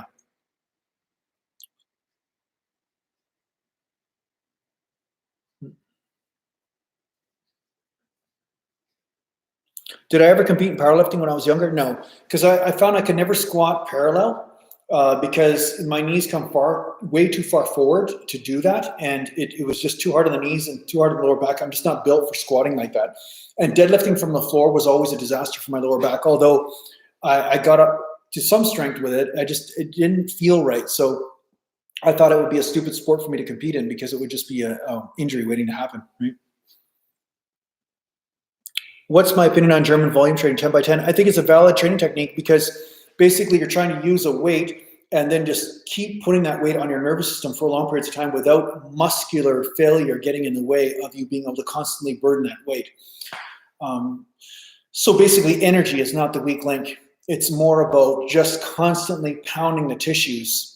And some people do 5 by 5s and instead of 10 by 10. But 10 by 10, I think it's got some validity to it for sure. And I'm sure by the 10th set, you're definitely hitting failure. Yeah. And somebody who's stupid just basically is trying to spam the channel now with their YouTube channel saying, oh, please check out my channel. Screw off, all right? This place is not for that. Did you do any other sports and athletics besides bodybuilding? You must be new here, Jorlo. How tall are you? You look taller. Really? I look taller? I'm 7 feet tall, 7'5". In comic book land, I'm 7'5". Reality, I'm 5'8", but in comic book land, I'm 7'5". Did you try sumo deadlift? I find it short arms is better. Even sumo and stuff, it still doesn't feel right for me, kung fu. And at the same time, in the end, I mean, really look at what you're asking me. And I'm not saying anything bad about their kung fu, but what I'm saying is, can you see the insanity that people are like, the bar has to hit the floor? They get so fixated on the fact that the bar has to hit the floor that that's the only way to get in something called the deadlift. But meanwhile, I'm doing Romanian deadlifts where I'm bending over just as much as a sumo, but the bar's just not hitting the floor. Why are we so obsessed with the bar hitting the floor? Why do deadlift people get so obsessed with that the plates have to touch the floor in order for something to happen, even though the same angle in the hip joint is happening? It's about the angle in the hip joint. It isn't about the bar hitting the floor. You know what I'm saying?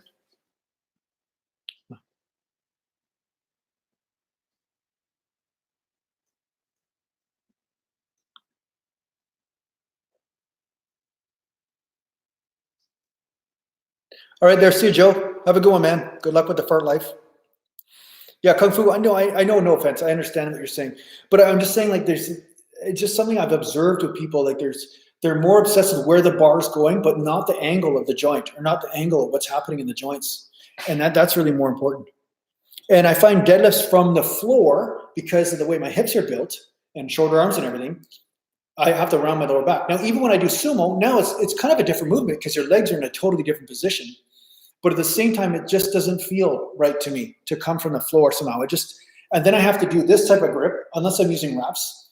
It just feels better and easier for me to do Romanians. I just find it's easier on the joints, harder on the muscles. And there's that constant tension also there because I'm not touching the floor with the weight.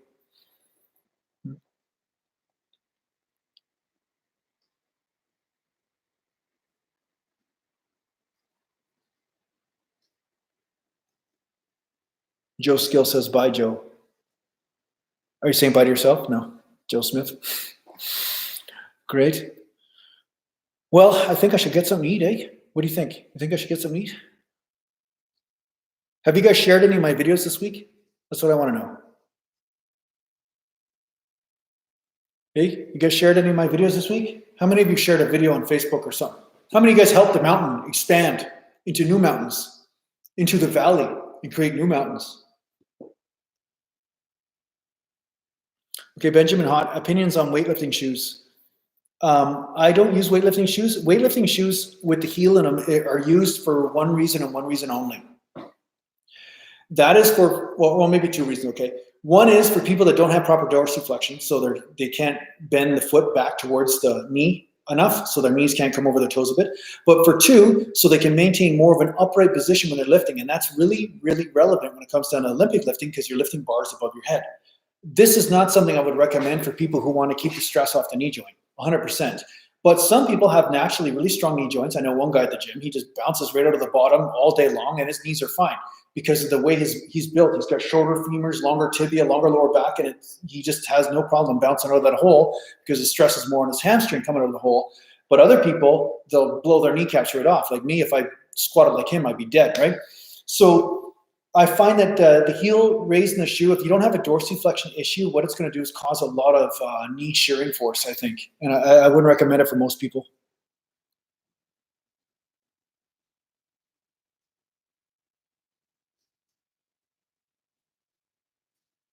No, you should fast, man. You tell me to fast? Yeah. Nice.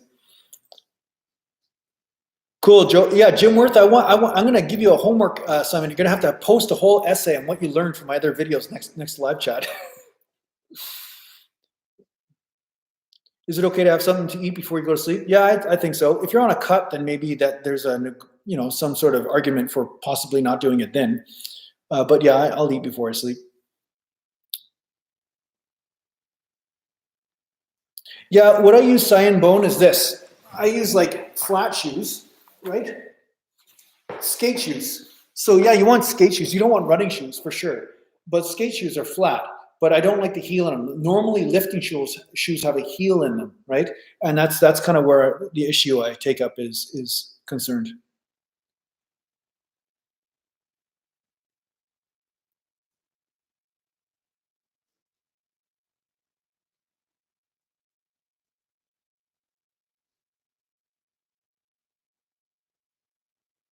You ever had to whoop up on jump at the gym? Yeah, actually, when I was 18, I had a fight in the gym. Yeah, not because I started it, but because somebody attacked me in the gym. I had no choice. But yeah, that didn't turn out very well. What am I going to eat tonight? I'm going to eat some pasta. I'm going to have some more pasta, spelt pasta, and some turkey, ground turkey. That's what I'm going to have right now. That's what I'm going to have. I might have to make it though. I don't have a chef, so I'm probably going to have to make it myself. That's it. But yeah, I think this is good. I think we did a good stream today. I think it was all right. I thought there might be more people, but we had over 50 people for most of the stream, so I'm glad you guys showed up. And yeah, I think next week, again, 4 o'clock Friday, I'll be here, and then I'm going to be putting up a video almost every day this week, so make sure you turn in for that. And yeah, I hope to see you there. Cool. All right, guys. Well, you have a great night. I see that most of the questions have dwindled off, so I think we're pretty good. And yeah, I'll see you next week, and then mountain.